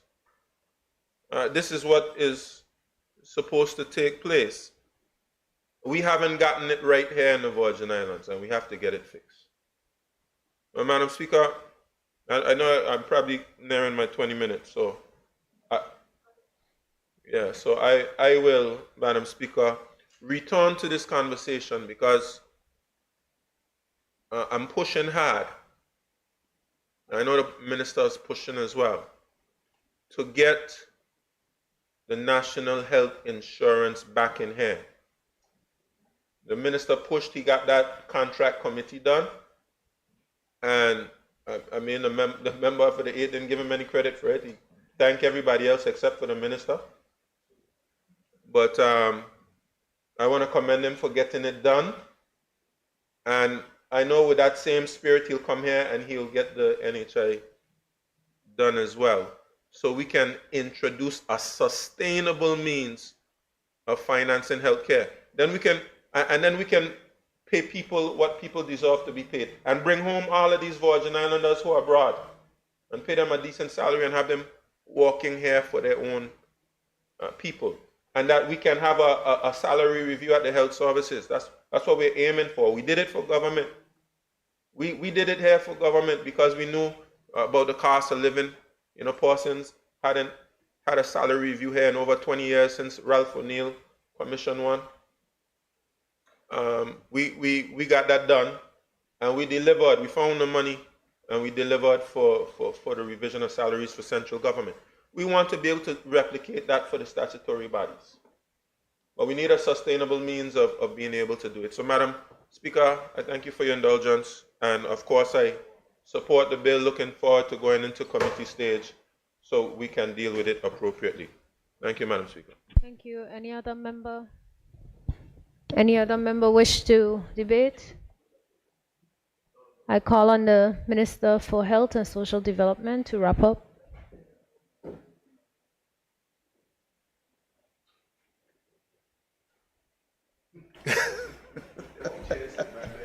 I recognize the member for the 6th District, Honorable Myron Walwyn. Thank you very much, Madam Speaker. Madam Speaker, as was said before, this bill is pretty much one of many that we have done in this last sitting, all geared towards achieving one thing: better regulating the relationship within the statutory corporations, particularly between the board, the minister, and demarcating the various responsibilities to each person. So ostensibly, Madam Speaker, if you read one, in many respects you read all. And as I said before when I spoke on the National Parks Trust one, I'm happy to support this because I think it's the right thing to do. We have too many different pieces of legislation all over the place with boards that we make in a piecemeal fashion. And so there's no real standardized way of doing certain things. So certainly it's a very good thing that we are seeking to do. I won't be very, Madam Speaker, but there are just a couple of things I want to highlight within the bill. And I know some of it, certainly in committee stage, we're going to do away with some of them. But I really wanted to focus quite a bit on the responsibilities and the powers, because I think that regulation of that relationship is extremely important. Under Section 6 of the bill, it speaks to executive powers. It says Cabinet shall be responsible to ensure the proper oversight of the authority through Cabinet's exercise of the following powers. I think certainly in committee stage, like we've done in other bills, I think we want to say that this power really is with the minister. But I want to go through some of the responsibilities, Madam Speaker, of the minister, or the Cabinet as we have it now. It says the appointment of persons to be members of the board who meet the appropriate criteria in accordance with the provision of this Act. Of course, there's a procedure for that, and of course, Cabinet will have to be involved. B, where applicable, setting the mandate for the authority and the board. C, reviewing and monitoring the performance of the authority and the board. And I'm interested in D, approving adequate funding for the authority and board to carry out its functions, including authorizing the board to borrow funds, if applicable. I want to start there because I want to address us on a matter that seems to be politically fashionable. And I want to do it by analogy. You see a young lady, she has a boyfriend. You see her, you fall in love with her. You go in her ear and you say to her, I love you. I will take better care of you than your boyfriend. Leave your boyfriend and come to me. She decides to leave the boyfriend. She comes to you. And every time you fall short, you go back and say the boyfriend didn't do this and the boyfriend didn't do that. Well, why you trouble the girl? If you know you can't satisfy her needs, why you go whisper in her ear to come to you when you turn around and blaming the boyfriend who done gone long time? This is what the Premier continues to do. The Premier went to the people of this country, said, give me the job. I could do it. I could do it better than all of those people who were there before. The last election, he broke down people gathering, going from house to house trying to find a member. He grabbed one and he went with her. And you got the government. But you're still now blaming everything. You are the leader of the country now. You are the government now. You have said to the people that we are going to fix these things. You are a second-term government, but you're still blaming a government from 2019. Why are you whispering in the ears of the people when you turn around now to just come give excuses? If there are problems within the Health Service Authority, your job is to fix them. And so, Madam Speaker, I am glad that in this bill, it says that the responsibility of the minister, of course, in conjunction with the Cabinet, he has to approve adequate funding for the authority, regardless of what the issue is. All the NHI story, yes, I agree, NHI needs to be looked at. But this is the second time wrong. As come to one of your former leaders, this is not your first rodeo. This is your second rodeo. And by now you should know what needs to be done. All this talking about, oh, when it happened. Why haven't you brought it here? Why haven't you brought it here? This is going to be 6 years now since you've been in government. And you have not brought the same NHI bill, but you're up and down with the same recitation. If there's a problem with NHI, bring the bill to the House and have the matter properly addressed, Madam Speaker. But there's some issues with money. And we have to be careful with healthcare, because the reality is that if we live long enough, all of us will end up at People's Hospital, Dr. Deolanda Smith Hospital. And regardless of the private enterprises, your first call when you drop down, nobody can you by Heskett, nobody carrying you by Medicure or anywhere else at Bougainvillea. You're going straight to the hospital first. And even when the private businesses can't do certain things for you, you end up right at the hospital. So it's incumbent upon all of us, whatever the issues are, fix it. Healthcare is subsidized everywhere in the world. We just got to get our priorities right. We got to get the economy going again. We got to get investment going again. We got to get tourism going again the way it's supposed to be. We got to look for new industries so that the revenue stream of the country can increase so that we can take better care of our people. That is what we need to be doing. We can't have a healthcare system, and blame is not important in this instance, to me. But you can't have a healthcare system where we didn't have ambulances that were proper for a long time. We got a couple now, but we can't. We went at one point, if you had a situation in Easton and one in Seacoast at the same time, you could not respond. Our people deserve better than that. We need better nurses. We need more nurses. The dialysis machines that you have down there, they're way past the date that they should be operating on. We have so many dialysis patients now. What happens if those machines break down? What happens? You have the sister islands still having problems. Clinics were closed down. And that's one indictment on this government. You want to tell me that y'all could be the government and you could have somebody decide that they're going to close down a clinic, cut the electricity off a clinic, and that person still have their job?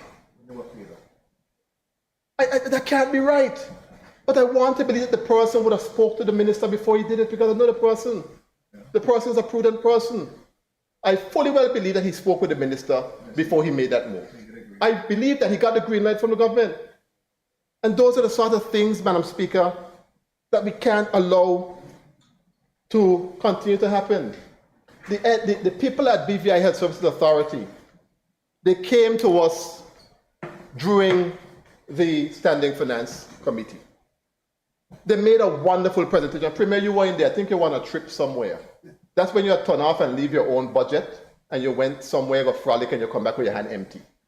If you were there, you would have heard what Mr. Potter and what the CEO said in terms of the dire state of healthcare. And I believe that you're somebody who cares about healthcare. I want to believe so. And if you were there, you'd have made the proper appropriations at the time to be able to give the Health Services Authority what it is they say they need. One of the things that I was excited about, Minister, that Cancer Care Center. You have to get that Cancer Care Center here. We have a lot of people here with cancer. And we got to look to see what is causing it. We got to look and see what is causing it. Obviously, a lot of the information suggests that it might be the food that we're eating. So we got to get agriculture going so we can get more organically grown food for people to eat. But I want to see that Cancer Care Center. Go and talk to, you all stick up Social Security, take $40 million from them and waste it off. Go back to them and ask them, please, I'm going to put the money to good use this time. Give me some money, please, here to help with this cancer care, because at the end of the day, it helps Social Security as well. But I want to really see, Madam Speaker, that we get this cancer care facility in this country, because too many of our people are dying from cancers. And it's young people too, you know, not just old people, young and old. And so we really need to take care of getting those things done, Madam Speaker. Then it speaks about the functions of the minister under the Act. It says that the minister shall be generally responsible for the administration of the BVI Health Services Authority. I don't agree with that.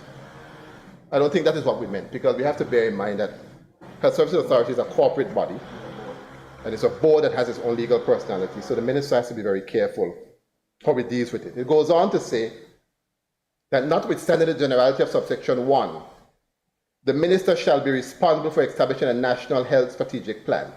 I don't think that's your responsibility either. You probably could approve the plan, but you cannot certainly be the one being expected to do the plan, because you don't run the board.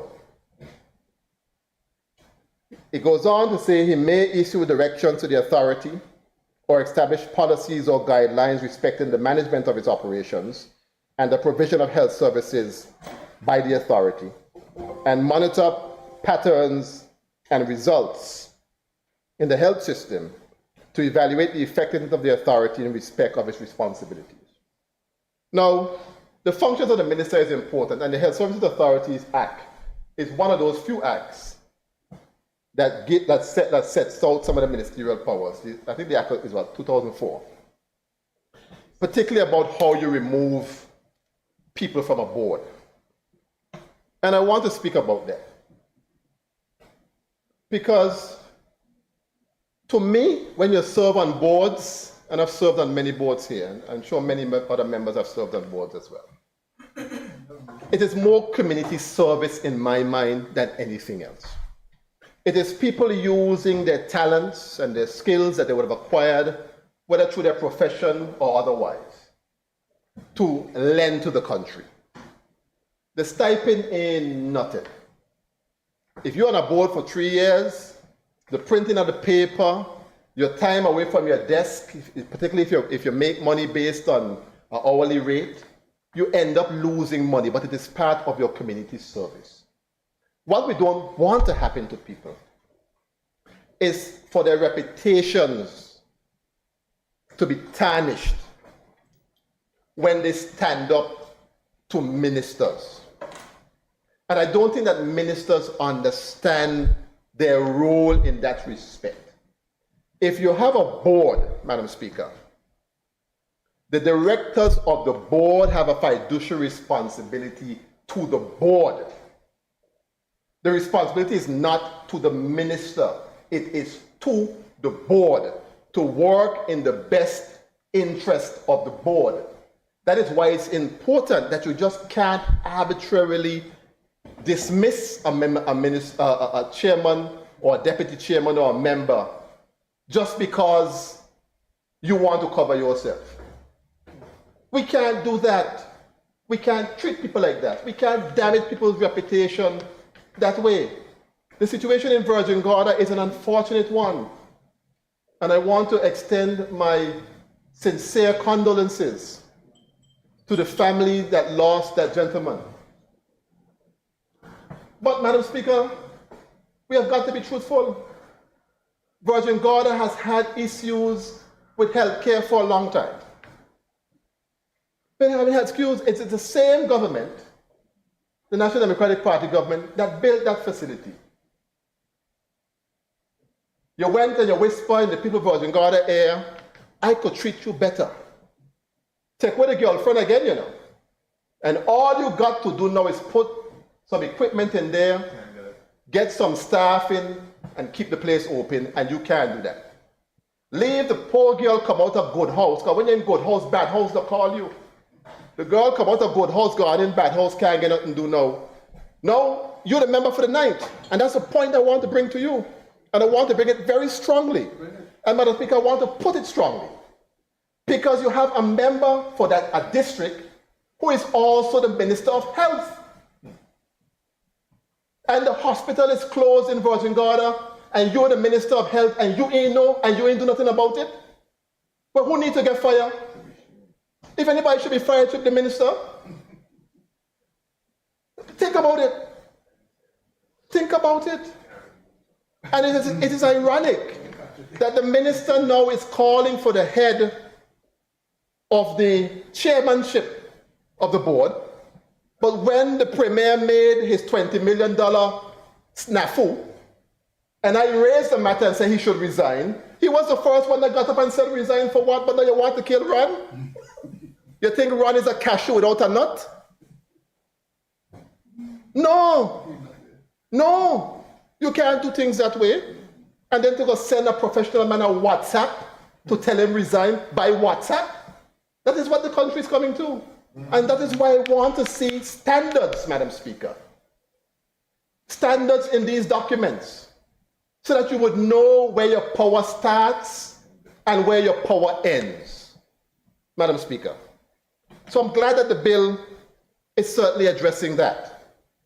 On the matter of funding, and I want to support the Deputy Premier on the matter, I raised the matter in standing finance. I've raised it in this house before. Dr. Smith has given exemplary service to this country. Exemplary service. I'm sure all of us who might be around my age or younger, or even older, I should say, when you look to see who deliver you, it is Dr. Smith deliver you. Go to people's house, do all manner of things for them, don't charge them a cent. And you want to tell me, it can't be nothing but politics? It cannot be anything but politics why that hospital does not say Dr. Deolanda Smith Hospital on it. I think it was a measly 40,000 or something they said was the cost for the, your party cost more than that? It's some small sum, Premier. You weren't there at the finance. Remember, you were at standing finance when I asked the cost. You were traveling, so you didn't know. But it is some figure that is not prohibitive. We have to honor that man properly and get that hospital properly named and properly lit and so on with the signage so we can look as if we know what it is, Madam Speaker, we are doing. Right. And then the issues, Madam Speaker, that the Health Services Authority continue to have. I want there needs to be some awakening of our conscience in this country. I know many years ago, many moons ago, it was a joy for people to take care of their parents. It was an absolute joy when they got older. Your parents worked so hard for you, and especially if you became successful, you get a few pennies in your pocket, it would have been an absolute joy to take care of your parents. Nobody taking care of their parents anymore. I mean, I don't mean that a blanket statement, but a lot of people are not doing it. And it's a nasty stain on our national conscience that we must blot out. The Health Services Authority has to deal with people who drop their parents down at the hospital. They check them in, say them sick, and ain't turn back to look for them. And they got to know they're taking up a bed down there, and they got to feed them there's a cost to that. They can't turn around and say, I'm not feeding. How are they going to do that? How are they going to do that? So there are some issues, Madam Speaker, that we have to properly address. And the issue of the mentally ill people that we have walking around in the community like that, it's time for us to be able to get a facility to help those people. So, I mean, there's a lot, Madam Speaker, that needs to happen. And I want to see us turn the corner, Minister. Turn the corner, reconcile with your board, sit down and plan strategically how we are going to address the plethora of health services issues that we have in this country. We have no time for no bickering and this one want to resign and say this one. Let us sit down and buckle down. And we have another opportunity coming up, Madam Speaker. We have another opportunity coming up in the budget sessions. Now, we have a little vote of no confidence before that.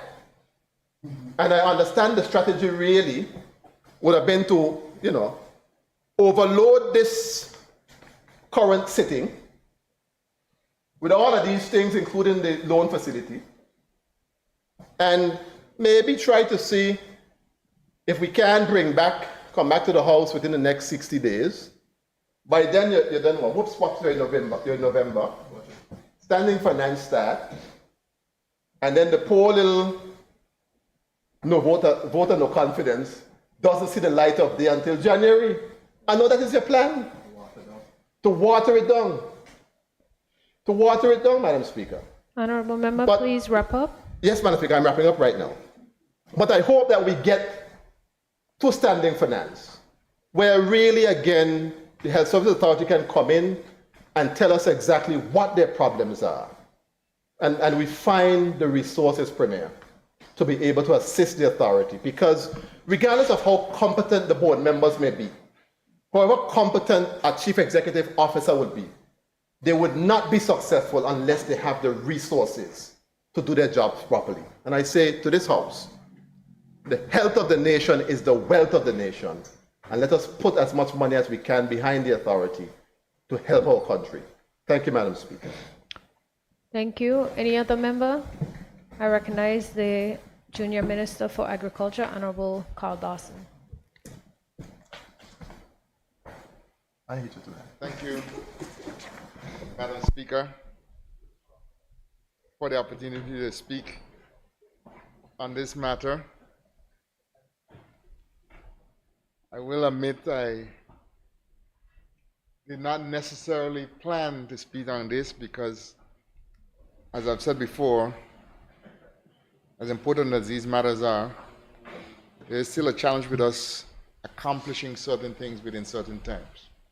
So sometimes you have to sacrifice, allow those who feel the need to speak, and if you hear the points that you would have been raised, you allow them to go ahead. But Madam Speaker, I must say that the question around statutory boards and statutory boards governance is one that is dear to my heart, having had the opportunity to serve as the chief executive of one fairly long-standing statutory board in the territory, having had the opportunity to serve as the deputy chairman of another, in fact, the one of which we speak today, the Health Services Authority. And one thing I like to say when I speak of statutory boards, to make sure that people understand it's an extension of government, that we, as representatives of the people, are placed here, put in charge of the collective resources of the citizens, and called upon to make decisions and utilize those resources in the best interest of all. One of the means that we use to do this, we said, as the central government has, by its structure and nature, become, one could call, sluggish in some regards, that it's better in some circumstances, not every circumstance, and I think the Honorable Deputy Premier would agree with me, because we hold one head to say that not every problem faced by government, the solution is a statutory body. There are times when we have to determine and decide most prudently where to use which solution and when. But when we do use statutory bodies, they are an extension of government. The member spoke previously, said that the responsibility of statutory boards are not just simply to the minister, if to the minister at all, though I believe that if you're not responsible to the minister in a statutory board, if there's no responsibility to the minister, it means that statutory boards are not responsible to the people. Because we do not have a democracy where we all get together to make every decision, as would have been in the days of Greece and Rome at particular points. But we are in a representative democracy where persons present themselves, whisper in their ears, as one member put it, and if enough people listen, then they choose you. And when they choose you to be their voice. So the statutory boards, and I'm glad that we see some of that provisions in here in this legislation, must have a route through to the minister, because through that route is how they have a route to the people. And that is absolutely necessary in the running of a statutory board. There are questions which we will address here once again in this. I dare use a theological term. Not theological, we talk about the synoptic gospels, the three gospels that are the same. These are synoptic pieces of legislation here for the statutory boards. A lot of them are pretty much the same, even though we must not make the error of saying that they are absolutely the same, but in fact must realize that when there are differences in some of them, we must treat them differently. Health services is a hot topic, and it is a challenging one. One thing I would suggest differently than the member before me stated, he suggested that when Standing Finance Committee comes up after the budget speech, that's the place that we can address the matters and listen to what will be presented from the various boards.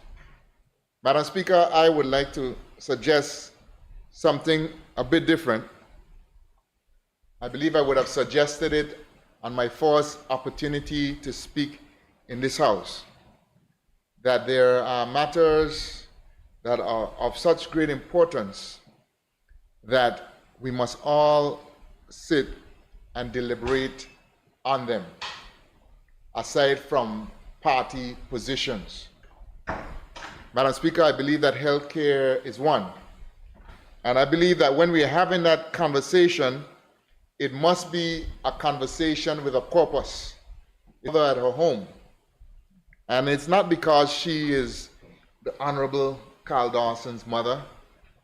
I would say the experience that we have had at that clinic is that while there may be certain things missing, they have the capacity to respond in a personal way. Whether it's because of the number of people living there, but they certainly cover a broad area. So I do commend hardworking people in the Health Services Authority, Madam Speaker, and their willingness to use whatever they can in order to ensure the good health of the people. So, Madam Speaker, I would suggest that we need not just simply a meeting at the Standing Finance, but something that would be closer to a summit around healthcare. It must be planned in such a way that the persons who would propose solutions have sufficient time to prepare and propose those solutions, so that when we are deliberating, we would have the benefit of the best ideas around to determine which solutions are most appropriate for us in the territory. And yes, Madam Speaker, even as we speak, we must not bicker, because I heard one member say we not bicker, and while he was bickering, he said we're not bickering, we shouldn't bicker while bickering. So, Madam Speaker, the type of meeting that I would suggest we need, and I realize that we hold the government, and I realize that we have a Minister of Health, and I would encourage the Minister of Health that this is a kind of a conversation that must take place. And as I said, beside what would happen in Standing Finance, it's too important that we must lay aside all our personal issues and come to the table to address this major issue. And this wouldn't be the last one. There are other things that we would need to address collaboratively. And as I said, when I, perhaps one would say naively, entered the House and suggested that the people of the territory are expecting not bickering and fighting, but the 13 persons that they have put and entrusted to make decisions on their heart, yeah, we know that there will be politics, but there must be occasions when we must sit together and determine the best path forward for our future. I believe, Madam Speaker, that the structure of these statutory bills that we have been looking at, I think that they are an enhancement of what we have in place. I always felt that there was a need for a leveling of the playing field as far as statutory boards are concerned. I remember the former commissioner of the managing director of the Financial Services Commission, when he and I would talk, when we were both CEOs, he would say, well, we know we have rich board and poor board. He was the head of a rich board, and I in education, and those who have been in health, we are members of leading poor boards. Our hands are out. But at the end of the day, it's still one territory. We still have to pursue things in a manner in order to ensure the best interest of us all. So, Madam Speaker, I look forward to what will be said in the committee stage. And I'm glad that we got to the committee stage today, Madam Speaker, because at one point in the House today, I was wondering if we were going to meet. Because, Madam Speaker, from my angle, I look over, I didn't see much happening over on the other side. I know everybody has a very, very good excuse. But I would have felt terrible to know that the business of this territory would have grown to a standstill because we couldn't find 7 of the duly elected representatives to sit in the House and conduct the business of the people. But I'm glad we are all here, most of us in any case, and I look forward to the collaborative approach that we'll take, as we have been taking, in addressing the bills that have been proposed and drafted for us to review in order to make a law that is in the best interest of the territory. Madam Speaker, I thank you. Any other member? I call on the Minister of Health and Social Development to wrap up.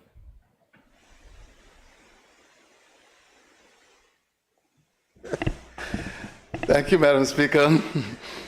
I really want to thank all my colleagues for their debate contribution on this hot topic, but very, very important. Madam Speaker, when I introduced the bill, I didn't at that time do the objects and reasons, and for a very good reason. So I'll take this opportunity to do it now, and then I'll just give some feedback on some of the comments made by my honorable colleagues.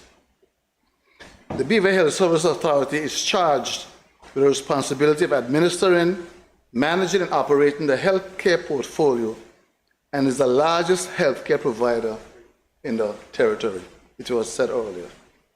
While the bill amends various sections of the BVI Health Services Authority Act of 2004, it also addresses significant areas such as updating the definitions used throughout the legislation and removing outdated provisions where applicable.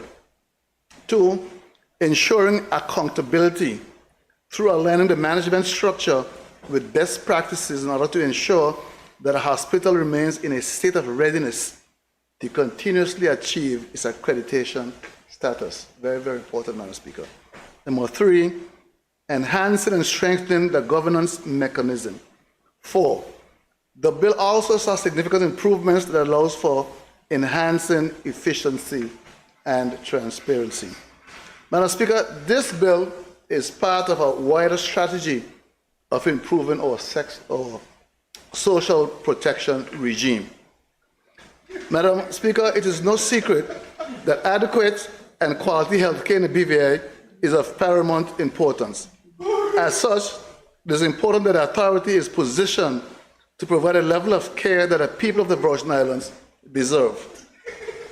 Legislation often is introduced to address, Madam Speaker, can you adjust the noise here, please? Madam Speaker, legislation is often introduced to address negative behaviors. In this instance, however, I am pleased to note that the amendments to the Health Service Authority Act seeks to improve the way our territory's health care is being administered so that we may better serve our population. Madam Speaker, it was Winston Churchill who said, "You will never reach your destination if you stop to throw stones at every dog that barks." Madam Speaker, my destination is clear: an improved healthcare system for all. Madam Speaker, the system has faced many challenges, you've heard members say, over the years, from staffing shortages to equipment shortages and failures, leading to a loss of faith and confidence in our healthcare system. Madam Speaker, this was evidenced.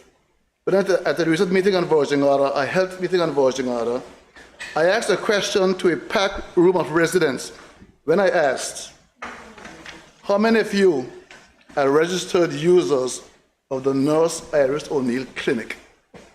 Madam Speaker, sadly, only about 4 hands went up. 4 hands. Madam Speaker, or people are not using our services because they don't really have much faith in the services. Madam Speaker, we have a lot of work to do to gain the confidence of our people, and that I am fully prepared to do. Madam Speaker, the barking is loud, even from inside this very house. But we must all remain laser focused on solutions, working with the private sector, NGOs, concerned citizens, and others to deliver the health care that we are capable of. Madam Speaker, while more details to the amendments will be provided when I present the bill's objective and reason, I wish to reassure the public that this government is focused on finding solutions that will not only meet the COI requirements, but also remain respectful of our society's cultural expectations, ensuring that our unique cultural values are always upheld. The bill speaks to amend the BVI Health Services Authority Act, henceforth referred to as the Principal Act, to strengthen the governance mechanism in relation to the exercise of the authority's duties and functions, and to enhance the operations of the board and its members. Clause 1 of the bill makes provision for the short title and commencement. Clause 2 of the bill makes provisions for general amendments to the Principal Act to update as a consequence of the 2007 Constitution. Terms such as Executive Council and Legislative Council to Cabinet and House of Assembly, respectively. The opportunity is also taken to replace chairman with chairperson, in keeping with the use of gender-neutral language.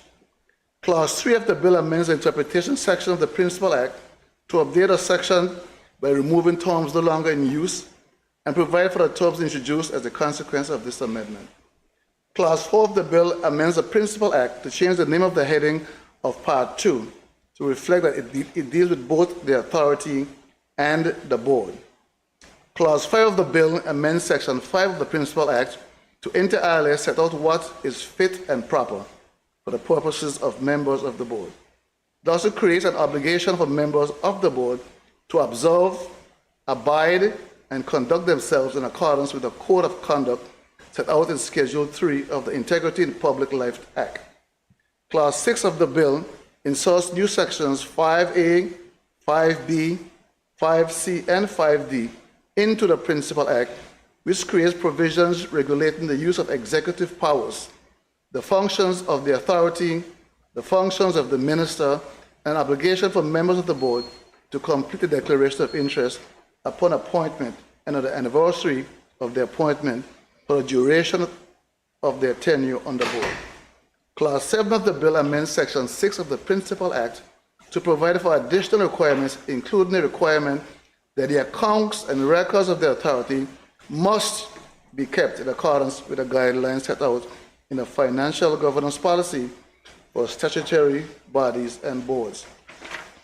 Clause 8 of the bill inserts a new Section 6A into the Principal Act, which provides that the board shall, in exercise of its functions and duties, be guided by the good governance policy framework for statutory bodies and boards.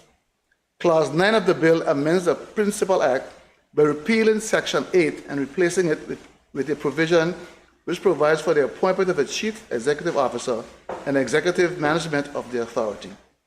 Clause 10 of the bill inserts a new Section 10A and 10E into the Principal Act, which provides provisions to regulate instances of conflict of interest, disclosure of interest, complaints, liability of the board, and indemnification of the board.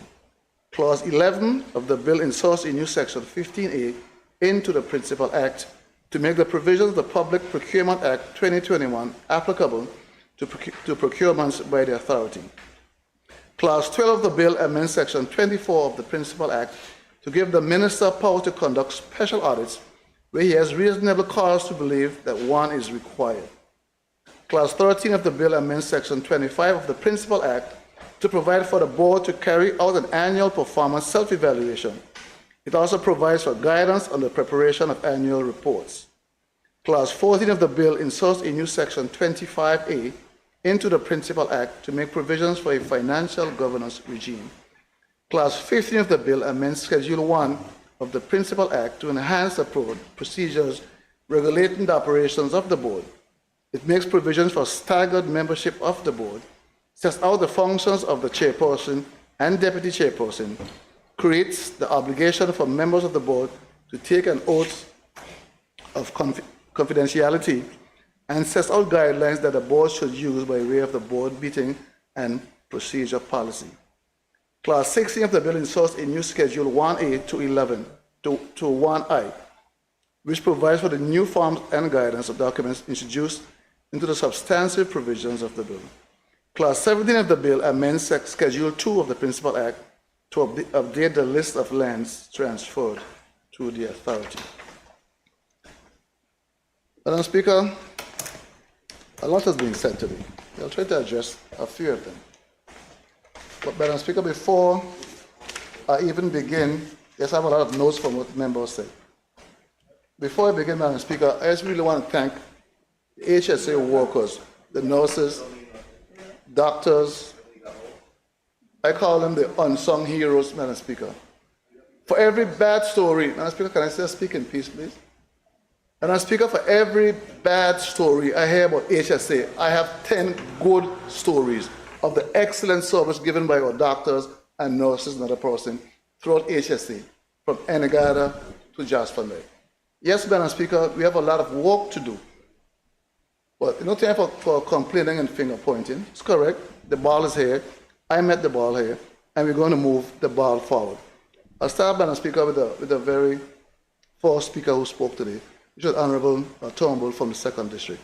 He spoke of the responses of HSA during the hurricanes of 2017 and COVID, and the need for good health care. Madam Speaker, is a fundamental right.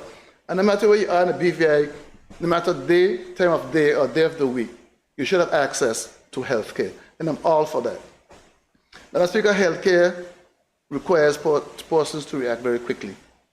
When you're in a dire situation, health-wise, seconds count.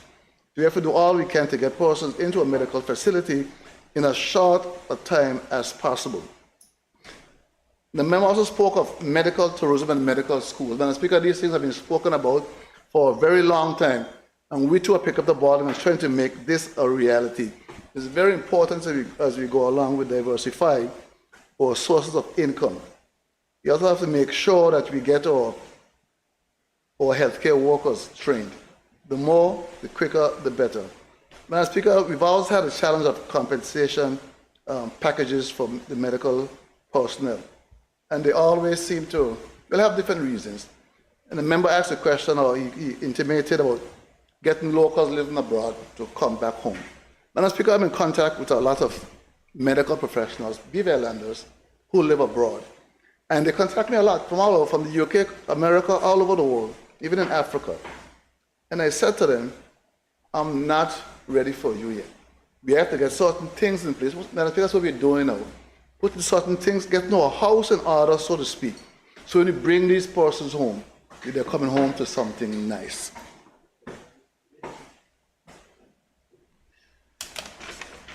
Madam Speaker, a lot of persons I speak to, and to the member also hinted to it, they know we could never pay them the salaries that they're making overseas.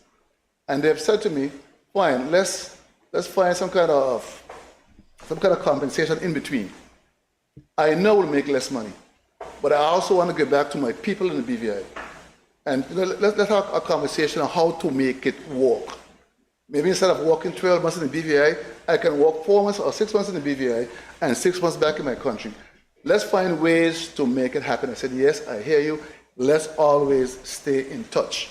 And I've been doing just that. I point out to them I will be in a house today amending the HSA, this bill here, to pave the way for greater things to come. So when you are ready, we are ready. So we are having those conversations. Might even be a database farm somewhere, that person that are registering their names. I did ask for it to happen. That last member, Deputy Speaker, spoke about the challenges of finance. And we have been in contact with a special medical economist. Because, Mr. Speaker, like the Premier also said, financing health is not like financing anything else. You can go broke easily if you don't have that required specialty to deal with these things in. But, Mr. Speaker, while we talk about improving the equipment and improving the service, he must also take his lead and also invest in preventative measures.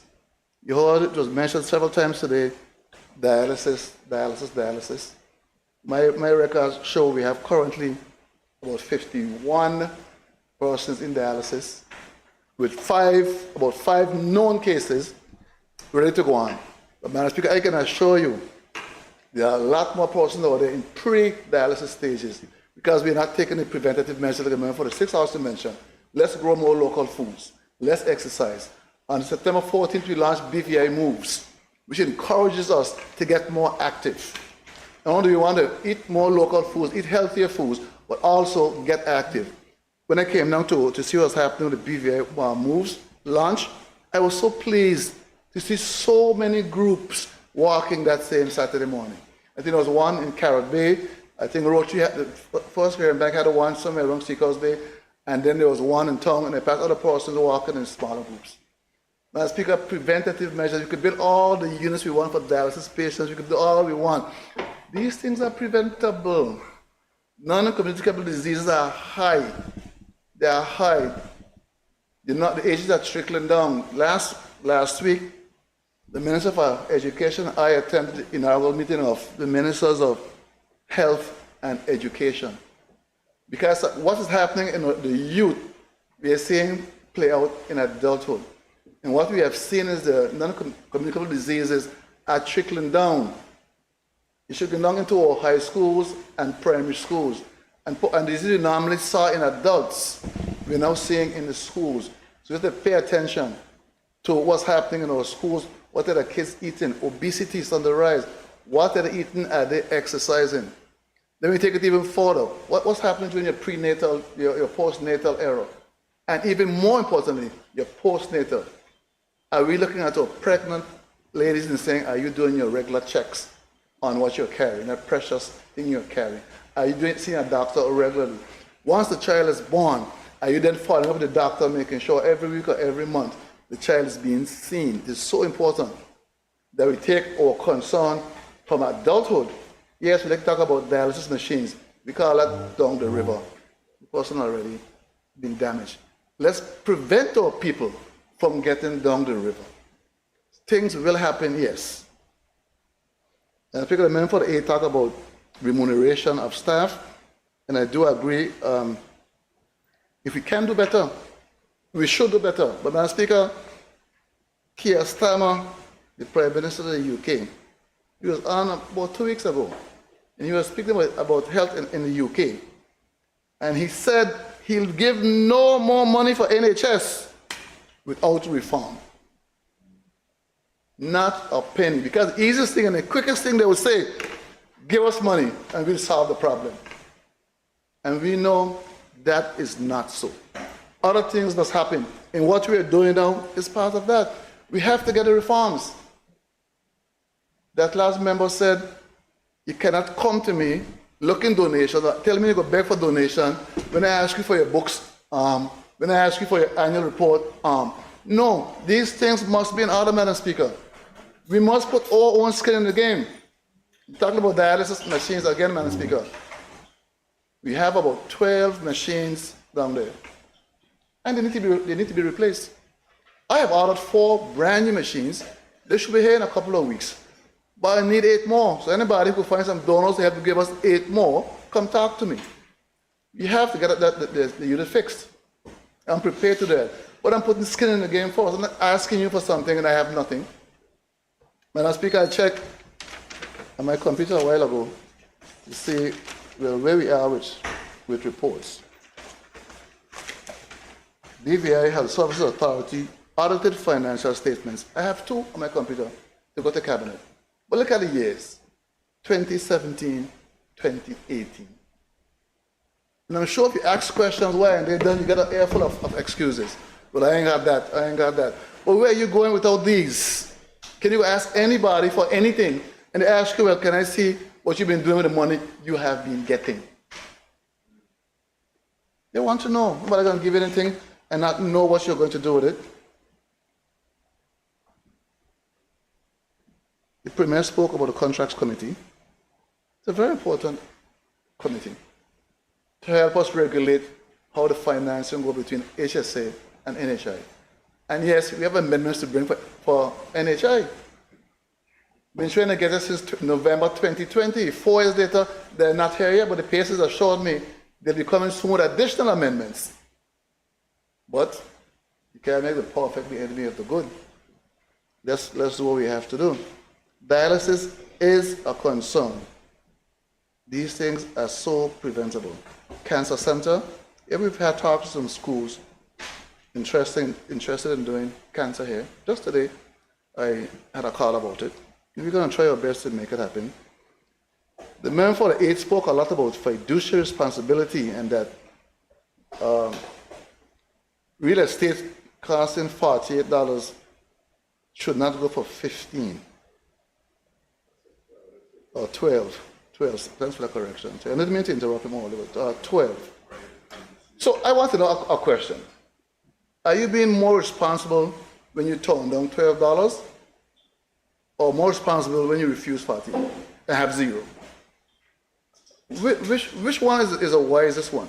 To have 0 or to have something? I'm just asking for this responsibility. Does it only go one way? I think it goes 2 ways. You said so. You said it. I want to respond to what you said. Members, be careful, please. Just address the speaker. Madam Speaker, the Deputy Premier raised an issue about the look of the Dr. D. Orlando Smith Hospital. And I agree with her. And that's why in the loan, Madam Deputy Premier, we have funding to improve exactly what you said. The building is not attractive. If you drive across, it's not attractive. And again, I agree with you.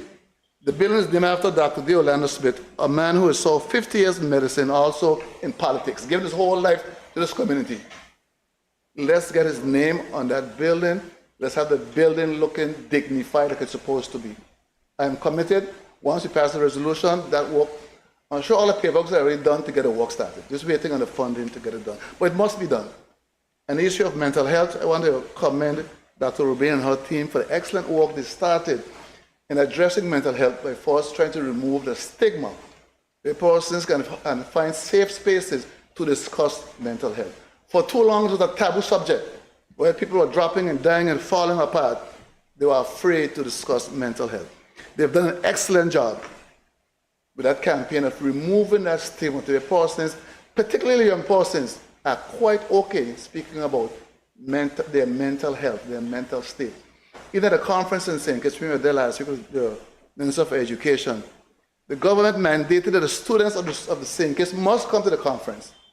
As far as a bit concerned, but when the conference started to run and it said the students had to participate, I was very impressed with the conversation of the students and the questions that they were asking about mental health, about sexual abuse, about this and about that.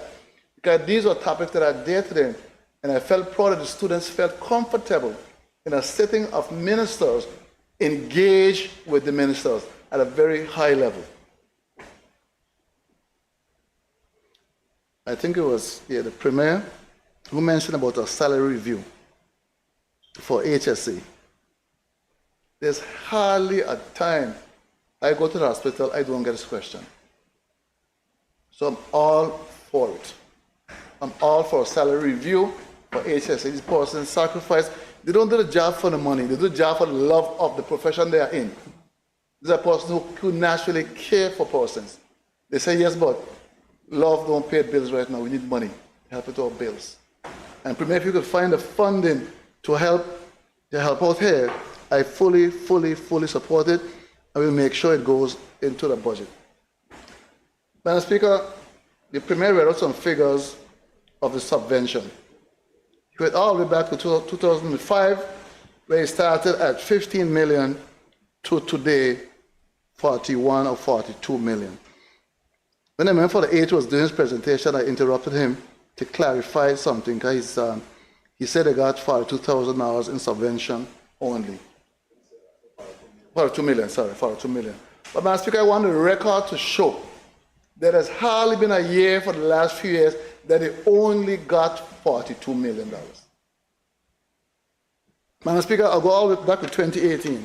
In 2018, apart from the money they got then, they got $6,500,000 on top of that. Madam Speaker, in 2019, they got $2 million on top of that. In 2020, Madam Speaker, they got $10 million on top of that. In 2021, they got $3.8 million on top of that. In 2022, $1.2 million on top of that. In 2023, $8.5 million on top of that. And Madam Speaker, it's expected to continue this year. We estimated about $6 million on top of the 42. Amen for 8. Just a quick point of information, Madam Speaker. I just wanted to make it clear because these things are done in the public space that it's not on. Okay, it's on now. Thank you, Madam Speaker. I just want to make it clear in terms of a point of information what I said. And I also said, as part of my contribution, that they got additional contributions through subventions, through supplementary during the year. That's on the record. So I just want to make sure it's clear on the record as well, Madam Speaker. I thank the member for his correction there. Madam Speaker, they also make money. Pharmacy is open, the kitchen is open, and we're going to offer more services down there to where they're becoming more independent. Madam Speaker, they also got contributions from different NGO organizations. So yes, the 42, everybody knows the 42 million is probably not enough. But then, show me the books, show me how you're handling what you have. Or good Bible say, he who is faithful in little is faithful in much. You get a little bit, and if you want more, you have to show us that you're faithful in what you have. You have to show you're faithful in what you have. Madam Speaker, I do believe them when they say that they need more money to run the organization. And you're going to get what you pay for. And you must be very fair with the persons. Madam Speaker, let's go back to the very basic things. People always want to know, like I said earlier, no matter the day of the week, time of day, if I should need medical attention, it should be quick and easy. It should be quick and easy.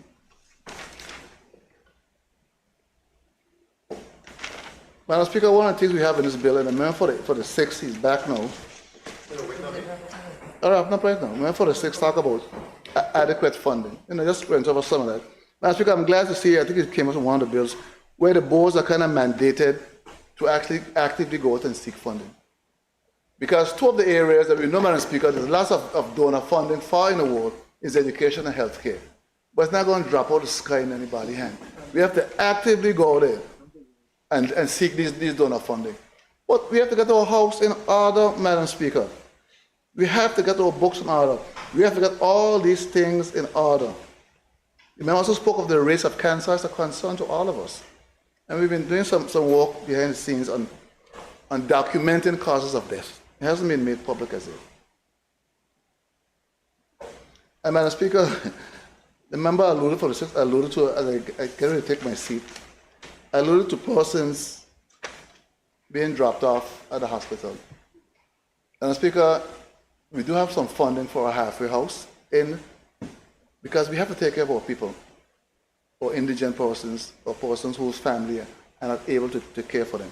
I think the $1.8 million we have in the loan to deal with that. Madam Speaker, I'll end by saying this, because the member for the 6th, I guess he's working his politics, said I should be the one fired. Only somebody on Tatola will say the only person from Sister Islands in this house should be fired for foolishness. Because he knows whose responsibility it is to look after that particular problem that he cited. But it sounds good out there. It sounds good out there. You got to be responsible and hear to most of the things we say. Because you have one thing in your mind, but people are hearing something else. I can assure you of that. They did not hear what you say. All they heard is trying to get rid of the only Sister Island person here in the cabinet. That's what they heard. I got a text. So be mindful of what you say. Madam Speaker, I look forward to committee stage to address the many issues raised by members. So, having said that, thank you, Madam Speaker. Honorable members, it has been moved and seconded that the bill shortly entitled BVI Health Services Authority Amendment Bill 2024 be now read a second time. Those in favor? Those against? The ayes have it. I call upon the clerk to read the bill a second time. This bill may be cited as the BVI Health Services Authority Amendment Bill 2024. Pursuant to Standing Order 55-1 of the House of Assembly of the Virgin Islands, the bill now stands committed to a committee of the whole House to consider it clause by clause. House is now in committee.